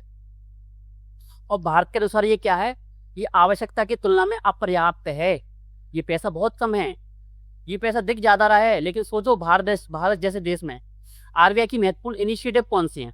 RBI ने क्या बोला है? RBI ने 2025 में क्लाइमेट फाइनेंस डायरेक्शंस दिए हैं, फिल्म्स में आ सकता है, याद रखना। बैंकों को निर्देश दिया गया है क्लाइमेट रिस्क असेसमेंट करें, ग्रीन लैंडिंग करें, क्लाइमेट रिस्क मैनेजमेंट करें। नाम से समझ जाओ क्या बोल रहा है। कुछ महत्वपूर्ण तथ्य क्या है? प्रायोरिटी सेक्टर, आपने बोला होगा PSL। अब PSL के अंदर पता क्या आएगा, जो हरित गतिविधियां हैं उनको भी आप PSL के अंदर डालेंगे। और PSL का मतलब ये होता है कि बैंकों को इतना लिमिटेड अपना पैसा यहाँ पे लोन देना ही है PSL में। ठीक है, अब लेख के अनुसार सुझाए गए 4 प्रमुख सुधार। लेख को भूल जाओ, आप आंसर में क्या लिखोगे कि हम क्या कर सकते हैं, क्लाइमेट फाइनेंस टैक्सोनॉमी शीघ्र लागू करना। टैक्सोनॉमी यानी हम हिसाब लगाएं। हिसाब कैसे लगाएं कि हम निवेश कर रहे हैं तो इससे सस्टेनेबल डेवलपमेंट क्लाइमेट फाइनेंस को कितना फायदा पहुंच रहा है। यानी इस कीवर्ड का आप यूज करोगे, क्लाइमेट फाइनेंस टैक्सोनॉमी, यानी आपको असेसमेंट करना पड़ेगा कि हम जो इंफ्रा बना रहे हैं उसका क्लाइमेट पर इफेक्ट क्या बने पड़ेगा। सेकंड, RBI द्वारा ग्रीन फाइनेंस को अनिवार्य बनाना, यानी उन्होंने बैंकों को क्या निर्देश दिए थे वही। तीसरा, स्टेट क्लाइमेट फाइनेंस फैसिलिटी, संभावित भागीदार कौन होंगे, केंद्र सरकार, नाबार्ड और अंतर्राष्ट्रीय वित्तीय संस्थाएं। फोर्थ, सॉवरेन ग्रीन बॉन्ड का विस्तार करना। बॉन्ड क्या करते हैं, सिंपल बॉन्ड होते हैं। कोई भी कंपनी, सरकारें पैसा जुटाने के लिए बॉन्ड जारी करती हैं। तो अगर हम किसी स्पेसिफिक हरित परियोजना के लिए हम पैसा जुटाना चाहते हैं तो हम उसके लिए ग्रीन बॉन्ड जारी करते हैं, जिसको हम सॉवरेन ग्रीन बॉन्ड बोलते हैं।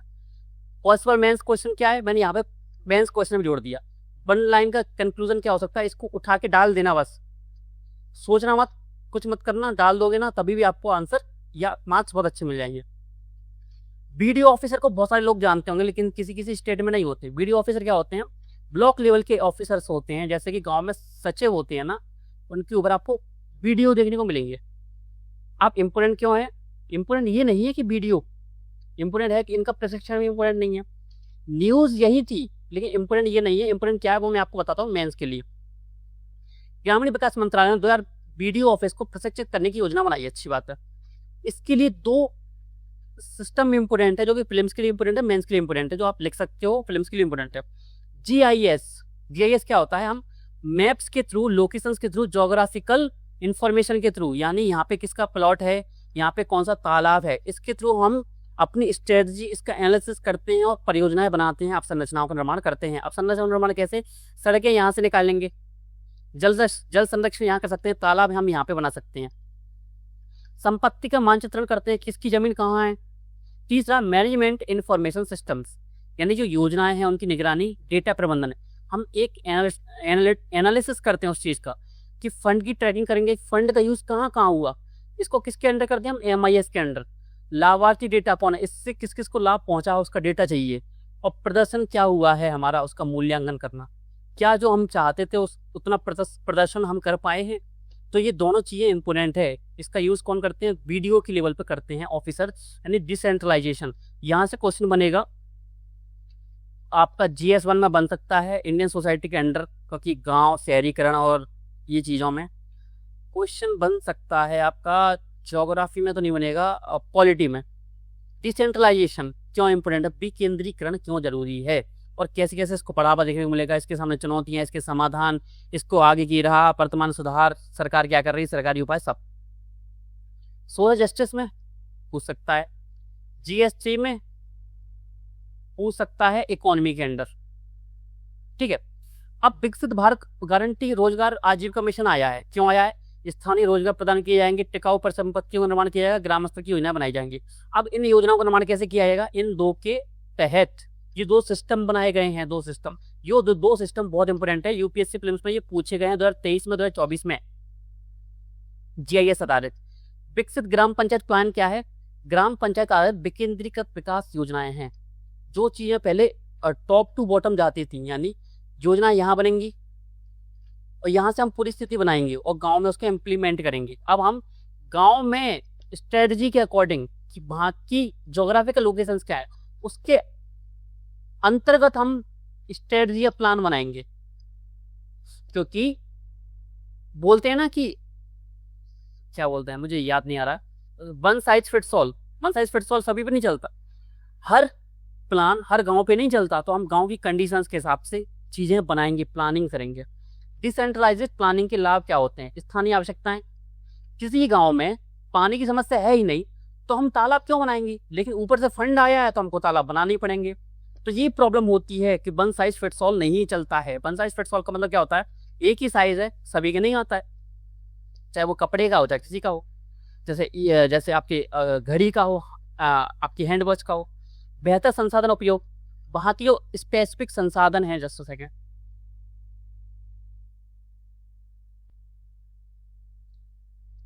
बेहतर संसाधन उनको भी उपयोग कर सकते हैं। जैसे कि संसाधन कैसे कि वहाँ पे औषधियाँ बहुत ज़्यादा हैं, तो हम रोजगार है वो औषधियों से रिलेटेड कि हम उनकी मैन्युफैक्चरिंग करवा सकते हैं, या हम उनका क्या प्रोसेसिंग यूनिट्स बनवा सकते हैं वहाँ पे। तो गांव में जो है, जहाँ जो कमी है, जो वहाँ पे फायदे हैं, जो चीज़ें संसाधन हैं, उसके अकॉर्डिंग हम प्लानिंग बनाएंगे। ऐसा नहीं कि सरकार ने प्लानिंग बना दी हम उसको इम्प्लीमेंट कर रहे हैं। इससे पारदर्शिता आएगी, कम्युनिटी पार्टिसिपेशन होगा, छोटे स्तर पर कर रहे हैं सभी लोग शामिल होंगे, अकाउंटेबिलिटी जाती है, सोशल ऑडिट आसान होता है, गांव में जाओ चेक कर लो। अब GIS आधारित ग्राम योजना के लाभ क्या होते हैं, लाभ वही जो मैंने अभी बताया आपको। लास्ट माइल डिलीवरी आर्किटेक्चर क्या होता है, अंत्योदय नाम आपने सुना होगा, महात्मा गांधी का सिद्धांत। अंत्योदय योजना क्या होता है, अंत्योदय क्या होता है, जब भी आप किसी कार्य को करते हो, ये GS एथिक्स में बहुत इंपॉर्टेंट होता है, आप इसको यूज करना, लिख लो। अंत्योदय का मतलब होता है, गांधी जी का मानना था, आप किसी भी फैसला लेते हो या कोई भी कार्य करते हो तो उस कार्य को करने से पहले, उस निर्णय को लेने से पहले ये सोचो कि उसका प्रभाव समाज के सबसे वंचित व्यक्ति पर क्या पड़ेगा, उसका प्रभाव। अगर वो नकारात्मक रूप से प्रभावित हो रहा है तो ये निर्णय आपका गलत है, अगर वो सकारात्मक रूप से प्रभावित हो रहा है तो ये निर्णय आपका सही है। तो यही होता है अंत्योदय, और उसी को इंग्लिश में बोलते हैं लास्ट माइल डिलीवरी आर्किटेक्चर, यानी लास्ट अंतिम लाभार्थी तक पहुंचेंगी ये चीजें। और क्या निष्कर्ष आप ये ले सकते हो कि अगर डिसेंट्रलाइजेशन हो तो आप इसमें GIS MIS डाल सकते हो। GIS MIS से डायरेक्ट क्वेश्चन आया तो लिख सकते हो। विकेंद्रीकरण का फायदा क्या है, केंद्रीकरण का क्या है, ये आपने पॉलिटी में पढ़ा होगा, उससे पॉइंट आप बढ़ा सकते हो, लेकिन ये आपको एक्स्ट्रा पॉइंट देखने को मिलेंगे यहाँ पे। ठीक है, अभी न्यूज आई थी कि एक्स्ट्रा फैक्ट क्या आपका, FPI पर कैपिटल गेन टैक्स हटाने का प्रस्ताव आया है। अब एफपीआई क्या होता है मैं पढ़ा चुका हूँ, इकोनॉमी क्लास। डिस्क्रिप्शन में जाना, पूरी प्लेलिस्ट आपको मिल जाएगी, प्लेलिस्ट की लिंक जाके देख सकते हो। ठीक है, टैक्स हटाने की सोच रहे हैं, अभी सिर्फ सोच रहे हैं, जिस दिन हटा देंगे मैं आपको बता दूंगा। कंक्लूजन क्या है, ये लिखा है, अब भारत में बढ़ता मोटापा और डायबिटीज संकट इंपोर्टेंट है। GS2 में आ सकता है, GS2 में ही आएगा, या GS3 में पूछ ले, क्या पता, अब यूपीएससी कुछ भी कर सकता है। डेटा है आपके पास NFHS 6 राष्ट्रीय परिवार कल्याण सर्वेक्षण, ठीक है, के अनुसार मोटापा तेजी से बढ़ा है 15 से 49 आयु की वर्ग में। महिलाओं में कितना बढ़ा है, याद रख लेना, ये डेटा आपके लिए इंपोर्टेंट है। अगर यहाँ से क्वेश्चन आता है, अगर यहाँ से क्वेश्चन नहीं आया, स्वास्थ्य से क्वेश्चन आ गया, स्वास्थ्य आपके लिखा है, कहाँ लिखा है स्वास्थ्य टॉपिक आपकी GS2 में, स्वास्थ्य से क्वेश्चन आएगा। भारत में स्वास्थ्य से संबंधित हमको काम की जरूरत है, वहाँ पे बहुत सारी समस्याएं हैं। समस्या आप लिखोगे कि मोटापा बहुत बढ़ रहा है, मोटापा कितना बढ़ रहा है, कि अगर आप ओवरऑल देखोगे तो महिलाओं में पहले 24% था 2019-21 में, अब 30.7%, यानी लास्ट 5 सालों में 6.7% बढ़ चुका है। पुरुषों में 4.4%, शहरी महिलाओं में कितना है 42.8। सभी डेटा याद नहीं करना, समझने वाली चीजें यहाँ पे। ग्रामीण महिलाओं में 25.5। अब ग्रामीण महिलाओं में मोटापा कम क्यों है, सिंपल से रीजन आप खुद समझ रहे होंगे कि वो फिजिकली एक्टिव बहुत रहती हैं, उनको पानी भरने भी जाना है तो कम से कम 100-200 मीटर तो चलेंगी, मिनिमम बात कर रहा हूँ, मैक्सिमम तो 10-10 किलोमीटर चलना पड़ता है, या 5-5 किलोमीटर, 2-2 किलोमीटर, ठीक है। और झाड़ू लगाना, पोंछा लगाना, साफ सफाई करना, घर की खेतों पे जाना, ये काम शहरों में काम खत्म हो चुका है। अगर जिम नहीं जाते हो, कोई वॉकिंग नहीं जाते हो, सुबह उठकर नहीं जाते हो, तो खत्म काम, मोटापा बढ़ेगा। शहरी पुरुषों में क्या है 36.3%, ग्रामीण क्षेत्रों की तुलना में बहुत ज़्यादा है। इसकी वजह से क्या होता है 5%, लगभग 5% की वृद्धि दी गई है। हाई ब्लड प्रेशर या डायबिटीज महिलाओं में कितनी 17%, उल्लेखनीय दर्ज। कुछ याद मत करना, 2 से 3 डेटा याद कर लेना कि कितनी वृद्धि हो चुकी। एक तो याद कर लेना कौन सा, कि ओवरऑल कम से कम 7 से 8%, ओवरऑल कितनी महिलाओं पुरुषों को मिला के एवरेज निकाल के लिख सकते हो, लगभग 7% वृद्धि हो चुकी है। 7 मत लिखना तो 6 लिख देना, 6% की वृद्धि हुई है आपकी महिलाओं में ओवरवेट और ओबेसिटी। याद रखना, ओवरवेट और ओबेसिटी में डिफरेंस क्या होता है। ओवरवेट का मतलब होता है कि आपकी लंबाई के हिसाब से आप में वजन बढ़ गया ज़्यादा, कि आप में वजन होना चाहिए था 65, आप में हो चुका है 72, ठीक है, ये हो गया ओवरवेट, ज़्यादा वजन। ओबेसिटी क्या होता है, ओबेसिटी होता है यानी आप में फैट की मात्रा ज़्यादा बढ़ चुकी है। रिपोर्ट संकेत क्या देख रही है कि नॉन कम्युनिकेबल डिसीज NCDs का बोझ तेजी से बढ़ रहा है भारत में। ओबेसिटी बढ़ रही है, डायबिटीज बढ़ रहा है, हाइपरटेंशन और कार्डियोवैस्कुलर डिसीज बढ़ रही हैं। NFHS 6 सर्वे क्या होता है, 6.7 लाख परिवारों पे किया गया है, 715 जिलों पर। अर्बन मैन में हाई ब्लड शुगर कितना पहुंच रहा है 23.9। अब देखो डेटा था, मैंने यूज करना बता दिया कैसे करना है। अब मैं इसको पढ़ाना क्या है, अब ये तो रटना ही पड़ेगा आपको, लेकिन मैंने यूज करना बता दिया आपको। ओबेसिटी डायबिटीज मिलके क्या बनती है, डायोबेसिटी। यूपीएससी प्रीलिम्स के लिए इंपोर्टेंट क्या है, NFHS कंडक्ट वाई किसने किया, international institute for population sciences. Overweight ये है, ओबेसिटी ये है, मैंने आपको बता दिया। निष्कर्ष क्या है, वही चीज जो मैंने आपको बताई। प्रमुख जोखिम कारक क्या है, उल्टा सीधा खा रहे हो, शारीरिक निष्क्रियता, पड़े रहते हो, रील्स स्क्रॉल करते रहते हो। मैं आपकी बात नहीं कर रहा, आप तो बहुत काम करते हो, आप तो बहुत अच्छे आदमी हो। तनाव, शहरीकरण, जेनेटिक प्रवृत्ति। बहुत सारे लोगों में क्या होता है, वो कुछ भी नहीं खाते तब भी मोटापा पड़ रहा है, क्यों, जेनेटिक कारण। आगे की राह क्या सकती है, ये लिखिए पॉइंट आप। IMD ने क्या बोला है, साउथ वेस्ट मानसून फोरकास्ट घटाया है, यानी बरसात कम होगी, मैं पढ़ा चुका हूँ अभी। अल नीनो आएगा, कम करेगा, याद रखो। अब लॉन्ग पीरियड एवरेज क्या होता है, 90% कर दिया, यानी हमारे साइड अगर 100% बरसात होती थी ना, वो हम 92% ही होगी इस साल। जो पहले हमने अनुमान लगाया था 92%, उसको हमने 90% कर दिया है। और एक्चुअल 2015 में कितना हो गया था, 86% हुआ था प्रभाव अल नीनो का, किस पर, हमारे भारतीय मानसून पर। LPA क्या है, LPA क्या एक 50 वर्ष की औसत है, वर्तमान में कितना 89 सेंटीमीटर होता है अभी, ठीक है। ये सेंटीमीटर है, ये परसेंटेज है, 89 सेंटीमीटर का परसेंटेज है 92। 89 सेंटीमीटर को जब हम 100% मानेंगे तब ये होगा 92%। तो अंतर समझना, मानसून आगमन में देरी की संभावना है, दिख रहा है। अभी तक बरसात हो जानी चाहिए थी कई जगह। जून स्टार्ट हो गया है, सोचो मई में पानी बरसने लगता है, यानी जून में तो हो ही जाता है स्टार्ट, लेकिन गर्मी पड़ रही है अभी।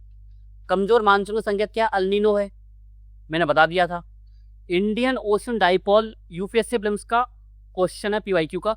इंडियन ओशन डाइपोल होता क्या है, इसको पढ़ना, स्टैटिक पढ़ना, क्योंकि सब कुछ नहीं पढ़ाया जाता है इसके अंदर। अन्य प्रभावित करने वाले मानसून के जो कारक है वो क्या है? मैग्नीजूलियन ओसिलेशन पढ़ना है इसको। ये जो भी लिखा है यहाँ पे पूरे कॉन्सेप्ट्स आपको ज्योग्राफी में जाके पढ़ने हैं। मुझे पता है कि मैक्स हमने ज्योग्राफी पढ़ ली होगी, लेकिन अभी याद नहीं आ रहे होंगे, तो इनको जाके आज रिवाइज करना है आपको। अगर होमवर्क आप कंप्लीट नहीं करते हो तो इस क्लास का कोई मतलब नहीं है, मत देखा करो। मैंने क्या बोला, 5 क्लासेस ले लो स्टार्टिंग की, और मैं जो बोल रहा हूँ वो करते जाओ। आज के खुद में देखना और 5 क्लास के बाद खुद में अंतर देखना कि आपको कंटेंट की क्वालिटी पता लग गई है। आप खुद एक क्वालिटी आंसर लिख रहे हो, क्वालिटी स्टडी कर रहे हो। क्षेत्रीय प्रभाव क्या है? कम वर्षा की संभावना होगी इस एरिया में, सामान्य बेहतर वर्षा की संभावना होगी नॉर्थ ईस्ट में। यहाँ पे तो बेसिक रहती है, यानी थोड़ी सी कम रहेगी।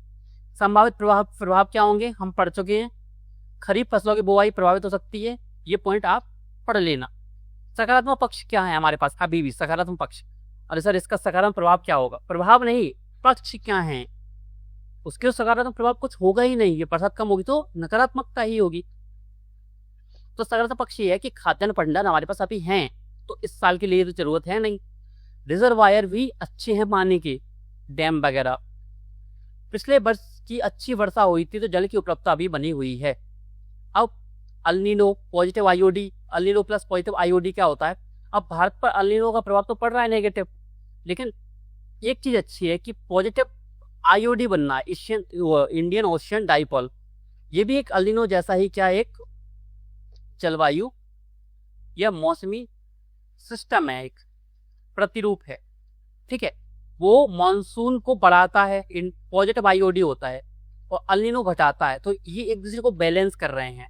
तो ये चीज हमारे लिए अच्छी है कि पॉजिटिव आईओडी है अभी, ठीक है, इंपोर्टेंट है आपके लिए। यूएपीए और आतंकवाद मामलों की स्थिति निपटारे की चुनौती। अब क्या होता है, हम क्या करते हैं, आपने आर्टिकल 22 का पढ़ा होगा, प्रिवेंशन एंड डिटेंशन, ठीक है, निवारक निरोध। यानी करते क्या, कुछ नहीं करते। एक पर्सन है, इसने मर्डर कर दिया, इसको पुलिस ने पकड़ लिया, क्राइम कर दिया। एक दूसरा पर्सन है, इसको हमने इसलिए पढ़ लिया कि हमको पता है ये आतंकवादी है, ये बॉम्ब विस्फोट करने वाला था, इसने कर नहीं पाया, हमने उस पर आतंकवादी चार्जेस लगा दिए, इसको हमने पहले ही पकड़ लिया, हमको पता ही था कि ये करने वाला है। आपने आर्टिकल 22 पढ़ा होगा तो आपको पता होगा अच्छे से क्या होता है। अब हमने इस पर लगा दिया यूएपीए। यूएपीए क्या होता है? जिस पर आतंकवादी जैसा लगता है ना, अभी बहुत सारे लोगों पे लगा था लेकिन साबित नहीं हो पाया। तो यूएपीए है, तो ये मामले हैं, हम आतंकवादी जैसी गतिविधियां होती हैं या देश में दंगे भड़काने के लिए कोई व्यक्ति प्रयास करता है तो हम उस पर यूएपीए का एक्ट लगाते हैं, ठीक है। अब प्रॉब्लम क्या है? प्रॉब्लम ये है कि जो एनआईए कोर्ट्स हैं, इनके लिए स्पेशल कोर्ट होते हैं एनआईए, ठीक है, एनआईए कोर्ट होते हैं, इनके लिए स्पेशल कोर्ट्स होते हैं। अब इनके लिए सुप्रीम कोर्ट तो जाते ही हैं, लेकिन एनआईए कोर्ट यानी नेशनल इन्वेस्टिगेशन एजेंसी होती है, वो इनके मामलों को देखते हैं। अब इनमें प्रॉब्लम क्या हो रही है? प्रॉब्लम ये हो रही है कि सुप्रीम कोर्ट का आदेश 2024 में जो ऊपा बोलते हैं इसको हिंदी में, यूएपी आपको याद रखना है, आतंकवाद से जुड़े सीक्रेट मामलों के लिए पॉलिटी में क्वेश्चन अगर आया कि प्रॉब्लम क्या हो रही है, जुडिशियल डिले, न्यायिक विलंब, और अच्छा कीवर्ड है, इसको आप आंसर में लिख के आना। 15 से कम लंबित मामले के लिए आप एक एनआईए कोर्ट स्थापित करोगे। अगर 15 से 25 मामले हैं तो आपको 2 विशेष एनआईए कोर्ट रखनी चाहिए। अगर 25 से अधिक मामले हैं एनआईए के तो आपको डिवीजन बेंच द्वारा स्थापित अतिरिक्त कोर्ट की स्थापना करनी होगी सरकार को, ठीक है। अब दिल्ली हाईकोर्ट की स्थिति क्या है? सिर्फ दिल्ली हाईकोर्ट में 43 यूएपीए के मामले लंबित हैं, सिर्फ एक विशेष एनआईए कोर्ट देख रही है इसको, जज प्रशांत शर्मा की। और होनी कितनी चाहिए थी एक्स्ट्रा? सिर्फ 25 मामले के लिए 2 विशेष कोर्ट होनी चाहिए, तो अभी है कितनी? ये प्रॉब्लम तो यही है, 3 करोड़ 4 करोड़ केस पेंडिंग क्यों है? सुप्रीम कोर्ट की बात अलग है, ये एनआईए की बात हो रही है, लेकिन प्रॉब्लम वही है, पेंडिंग। और इन मामलों में आप डिले की अपेक्षा नहीं कर सकते। कि आतंकवाद का आपने आरोप लगाया है और बहुत सारे आतंकवादी हैं भी और बहुत सारे ऊपर गलत तरीके से लगा दिया जाता है, ठीक है। और औसत निपटान समय कितना होना चाहिए? एनआईए कोर्ट में एक मामले में निपटान का औसत समय होता है 4 से 7 वर्ष, 7 साल लग जाते हैं। सोचो, एक पर साबित करने के लिए कि ये अपराधी है कि नहीं है। और सुप्रीम कोर्ट की अपेक्षा कितनी थी कि एक मामले में सिर्फ 1 महीना लगना चाहिए बस। अगर क्वेश्चन आ जाए यूएपीए से कि प्रॉब्लम क्या हो रही है एनआईए कोर्ट्स की, तो आपको लिखना चाहिए कि सुप्रीम कोर्ट ने बोला था 1 साल और अभी चल रहा है कि लगभग 5 से 6 साल। देश भर में स्थिति क्या है, डेटा आपको पता होना चाहिए। कुल 53 एनआईए कोर्ट्स हैं, इनमें से केवल 18 अदालतों में लंबित मामले हैं। केवल 3 अदालतें पूरी तरह से एनआईए मामलों के लिए समर्पित हैं। 53 हैं, बाकी के कर क्या रही हैं? सभी को केस दे सकते हो ना आप, ठीक है। मुख्य समस्याएं क्या है? जजेस के ट्रांसफर लगातार हो रहे हैं, एनआईए कोर्ट्स की कमी भी है। कमी कैसे? सिर्फ अकेला 43 दिख रहा है दिल्ली कोर्ट, प्रशांत जो शर्मा है उनकी, लेकिन चाहिए कितने? 25 से अधिक कितने मामले हैं? 43 मामले हैं, तो इनके लिए कितने चाहिए? कम से कम 3 से 4। तो एनआईए कोर्ट्स की कमी है। मल्टी एक्यूज ट्रायल्स हैं। मल्टी एक्यूज क्या होते हैं? एक ही पर्सन पर अलग अलग आरोप लगे हैं, एक्यूज किया गया उसको अलग अलग मामलों में, तो अलग अलग मामलों के लिए अलग अलग केसेस और अलग अलग धाराएं उस पर लगती हैं, तो टाइम ज़्यादा लगता है।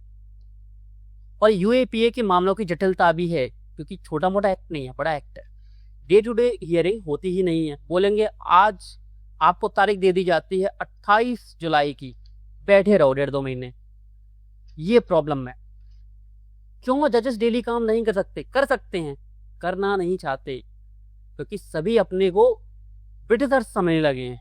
ये लिख के मत आ जाना, ये मैं खुद की बात बता रहा हूँ और आप रियलिटी बता रहा हूँ, लिख के नहीं आना बस। महत्वपूर्ण लंबित मामले कौन से हैं?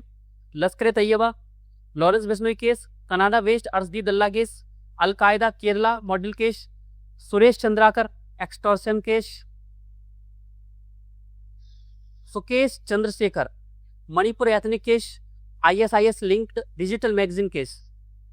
इंपोर्टेंट है, मामले आपको पता होना चाहिए। आप लिख सकते हो इनको कि ये मामले अभी तक लंबित हैं, जो कि सॉल्व हो जाने थे।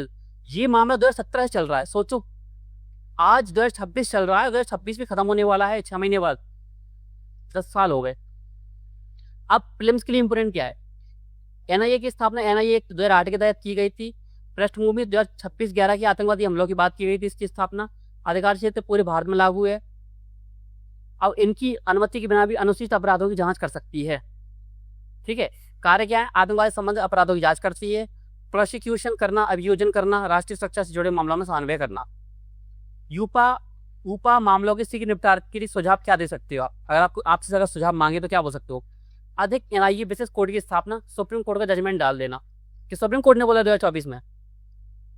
जजेस के नियमित कार्यकाल और कम स्थानांतरण। डे टू डे हियरिंग को अनिवार्य बनाया जाना कि पर डे ही आपको करना पड़ेगी। केस मैनेजमेंट और संबंधित ट्रायल, और ये आपको लिखना है इस तरीके से। और कंक्लूजन कैसे लिखोगे? यही कंक्लूजन लिखना है आपको। इसको नोट्स में लिख लो, अलग से कुछ कर लो। क्यों जरूरी है सी की निपटारा? ये फैक्ट्स या ये पॉइंट्स आपको पता होना चाहिए। अब सुप्रीम कोर्ट का निर्देश आया है कि अब 3 महीने में सुनाएं सभी रिजर्व्ड जजमेंट। सुप्रीम कोर्ट का निर्देश क्या आया है? सभी हाई कोर्ट से बोला है कि जो भी रिजर्व जजमेंट हैं आपके, रिजर्व क्या होते हैं, हम फैसले पर पहुंच चुके हैं, लेकिन हम बोलेंगे कि 2 महीने के बाद हम इस रिजर्व को सुनाया जाएगा। फैसला हो चुका है, इसको 2 महीने बाद सुनाएंगे। इसको रिजर्व जजमेंट बोलते हैं, रिजर्व होते हैं ना उनको। तो अधिकतम 3 महीने लगने चाहिए। अभी क्या होता है, 2 साल हो गए, 5 साल हो गए रिजर्व कोई रखते रखते। क्यों? पैसा बाबू भैया, पैसा, लेकिन बोल नहीं सकते पैसा बाबू भैया। तो सुप्रीम कोर्ट ने बोल दिया, अच्छी बात है, तो लिख देना अच्छी चीजों में कि अभी उपाय क्या चल रहे हैं, सुधार क्या चल रहे हैं। कि सुप्रीम कोर्ट का निर्देश आया हाई कोर्ट को कि अधिकतम 3 महीने में सुनाए जाएं रिजर्व्ड जजमेंट। बेंच किस किस ने बोला है? BR गवई और अगस्टिन जॉर्ज मसीह की बेंच ने दिया है। कोर्ट का कहना क्या है? कोर्ट ने कहा है फैसलों की अनावश्यक देरी की और प्रसारित समस्या नहीं है।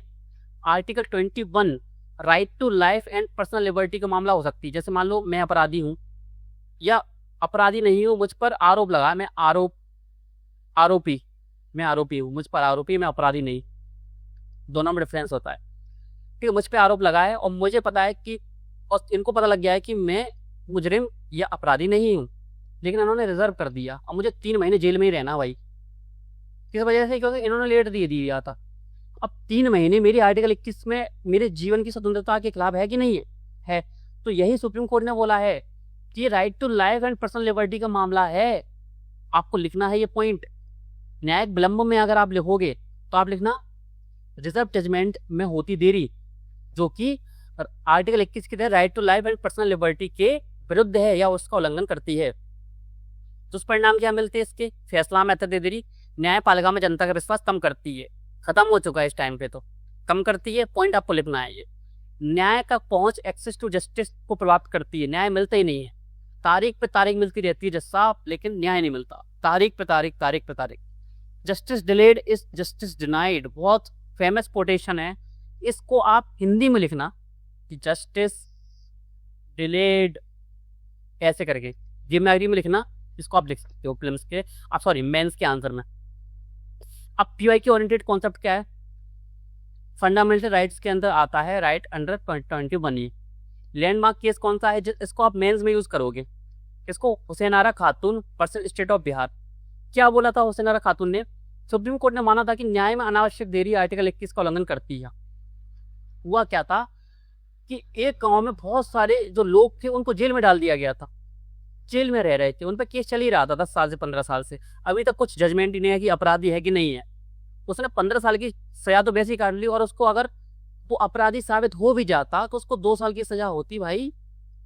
लेकिन उसको अपराध साबित करने में 7 साल लग गए। 7 साल तो वैसे ही रह लिया। उससे अच्छा तो वो अपराधी बन जाता, 2 साल में बाहर तो हो जाता। ये था हुसैन आरा खातून। इस जजमेंट को आप पढ़ना, गूगल कर लेना, लिखना हुसैन आरा खातून वर्सेस स्टेट ऑफ बिहार। इसको आप होमवर्क के रूप में रखो, इसको आज सर्च करके लिखना है। मुख्य बिंदु क्या है? 3 महीने के अंदर सुनाई जाए रिजर्व जो आपकी जजमेंट है। अनावश्यक देरी आर्टिकल 21 का उल्लंघन है। ये है, ये है, ये है, जो मैं आपको बता चुका हूँ। प्रावधान क्या है? आर्टिकल 21 में आता है। महत्वपूर्ण निर्देश क्यों है? लंबित मामलों में कमी आएगी, न्याय प्रणाली पर विश्वास बढ़ेगा। ये चीज अच्छी चीज है। ये कुछ नहीं है, डीबीटी का कुछ न्यूज आया था। न्यूज इतना इंपोर्टेंट नहीं था, उसके लिए कॉन्सेप्ट इंपोर्टेंट था, तो मैंने सिर्फ कॉन्सेप्ट का आपके लिए इसमें डाल दिया है। स्टैटिक मैंने बोला था करंट पढ़ाऊंगा, स्टैटिक भी पढ़ाऊंगा। डायरेक्ट इनकम सपोर्ट मॉडल क्या है? अगर इससे कोई भी क्वेश्चन बनता है ना, कि सिंगल पेज को पढ़ लो, आपका हर एक क्वेश्चन सॉल्व हो जाएगा। सिर्फ पढ़ लेना है इसको अच्छे से, ठीक है? अच्छी चीजें हैं, बहुत पॉइंट मैंने क्लियरली लिखे हैं, आपको सिर्फ इसको पढ़ना है खुद से, ठीक है? इसमें कुछ ऐसा अलग से पढ़ाने को नहीं है, लेकिन पॉइंट इंपोर्टेंट थे, आपको हर जगह नहीं मिलेंगे। जैसे प्रधानमंत्री किसान सम्मान निधि, जिसके तहत पात्र किसान परिवारों को 6,000 की सहायता दी जाती है। इसके बारे में न्यूज आई थी, तो मैंने इसकी पूरे डायमेंशंस डाल दिए हैं कि आर्थिक आयाम क्या है, इसके सकारात्मक पक्ष, चुनौतियां, उदाहरण, लाभ, चिंताएं, सकारात्मक प्रभाव, सीमाएं।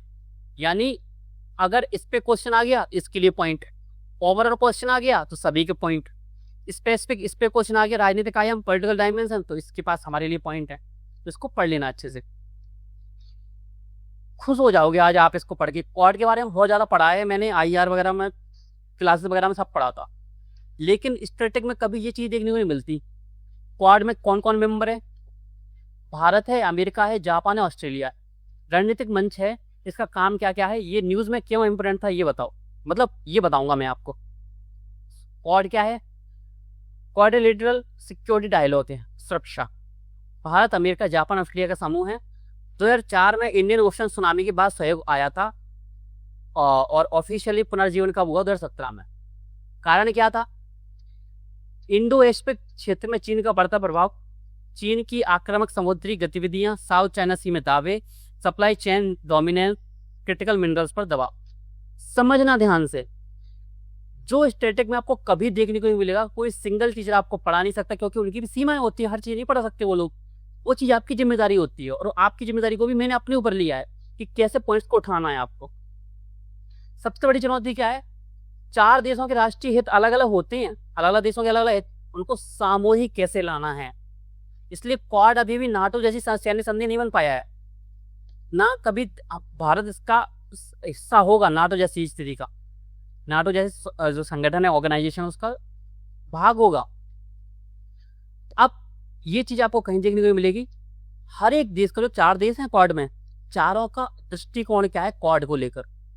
क्वाड को इंडो स्पेसिफिक में चाइना बैलेंसिंग मैकेनिज्म में देखा जाता है, यानी चाइना को बैलेंस करने के लिए स्ट्रेटेजिक कंपटीशन और रीजनल सिक्योरिटी पर जोर। भारत की स्थिति क्या है, भारत का दृष्टिकोण क्या है, स्थिति में ही दृष्टिकोण। अगर क्वाड से क्वेश्चन आ जाए ना, तो ये लिखना भारत का दृष्टिकोण क्या है इसमें। भारत क्वाड को एंटी चाइना मिलिट्री अलायंस नहीं बनाना चाहता है। भारत ने ऑफिशियली ये नहीं बोला है कि, हमने नहीं बोला है कि हम चाइना के विरुद्ध काम कर रहे हैं, हम अपने लिए काम कर रहे हैं, हम किसी के खिलाफ नहीं हैं। प्राथमिकता है क्या, हमारी strategic autonomy, maritime security, supply chain resilience और टेक्नोलॉजी कोऑपरेशन। ये चारों वर्ड आप लिखोगे आंसर में, चारों शब्द, चारों कीवर्ड आपको लिखना है। कैसे लिखना है, देवनागरी लिपि में लिख देना इन्हीं को, ठीक है।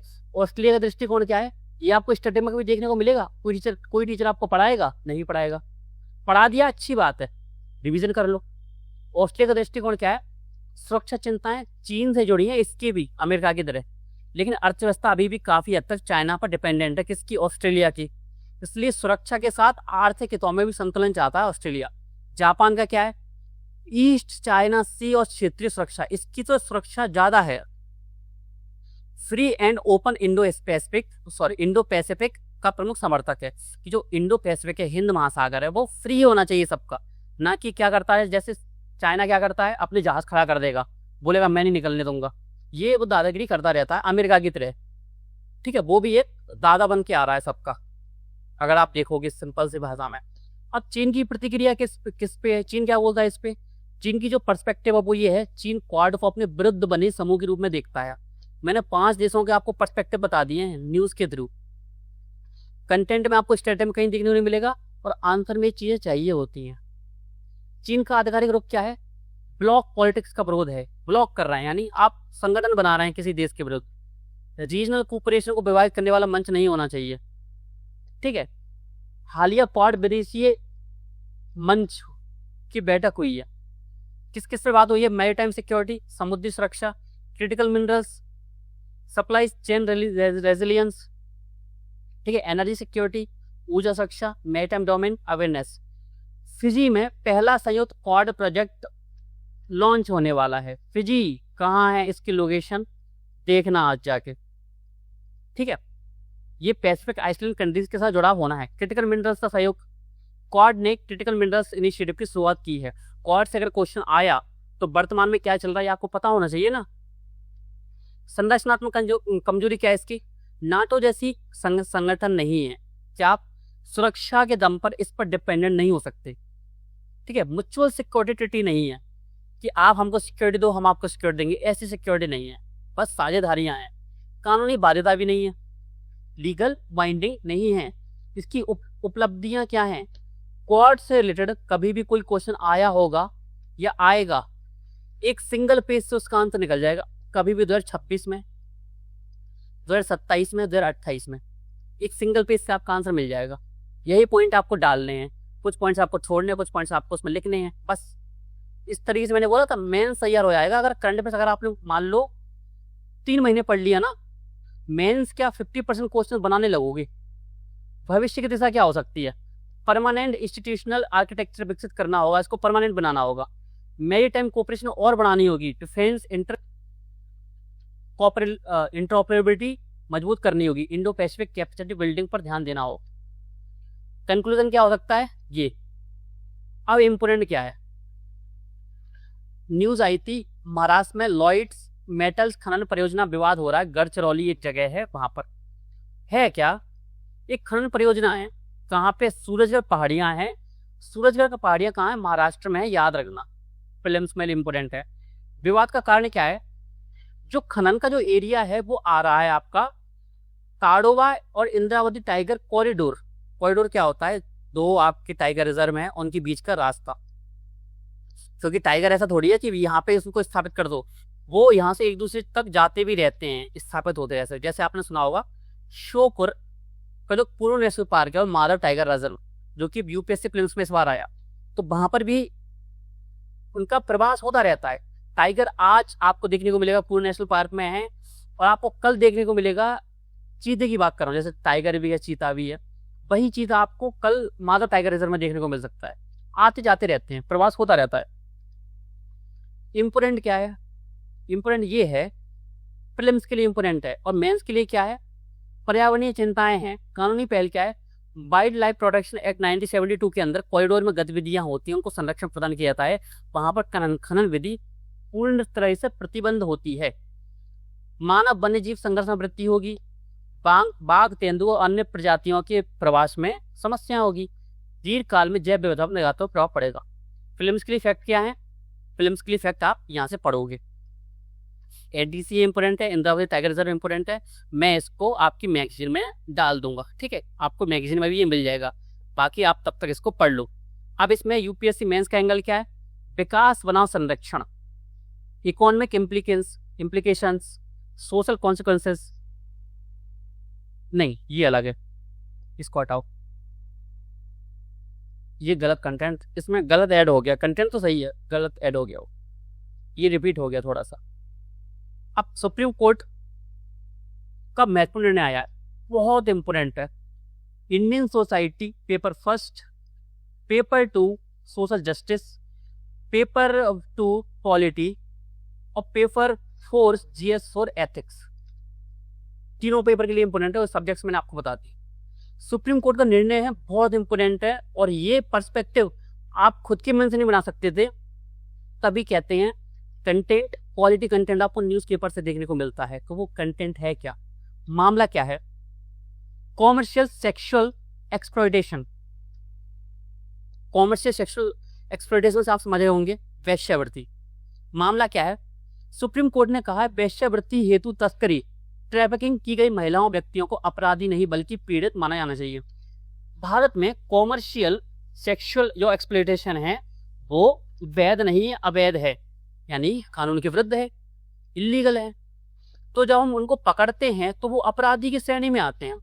लेकिन सुप्रीम कोर्ट ने बोला है कि अगर उनकी ट्रैफिकिंग हो रही है, ह्यूमन ट्रैफिकिंग हो रही है, किसके लिए? कॉमर्शियल सेक्सुअल एक्सप्लॉयटेशन के लिए, तो आप उनको अपराधी मत बनाओ, वो पीड़ित हैं, वो विक्टिम हैं, वो तो खुद फंसे हुए हैं इस चीज में।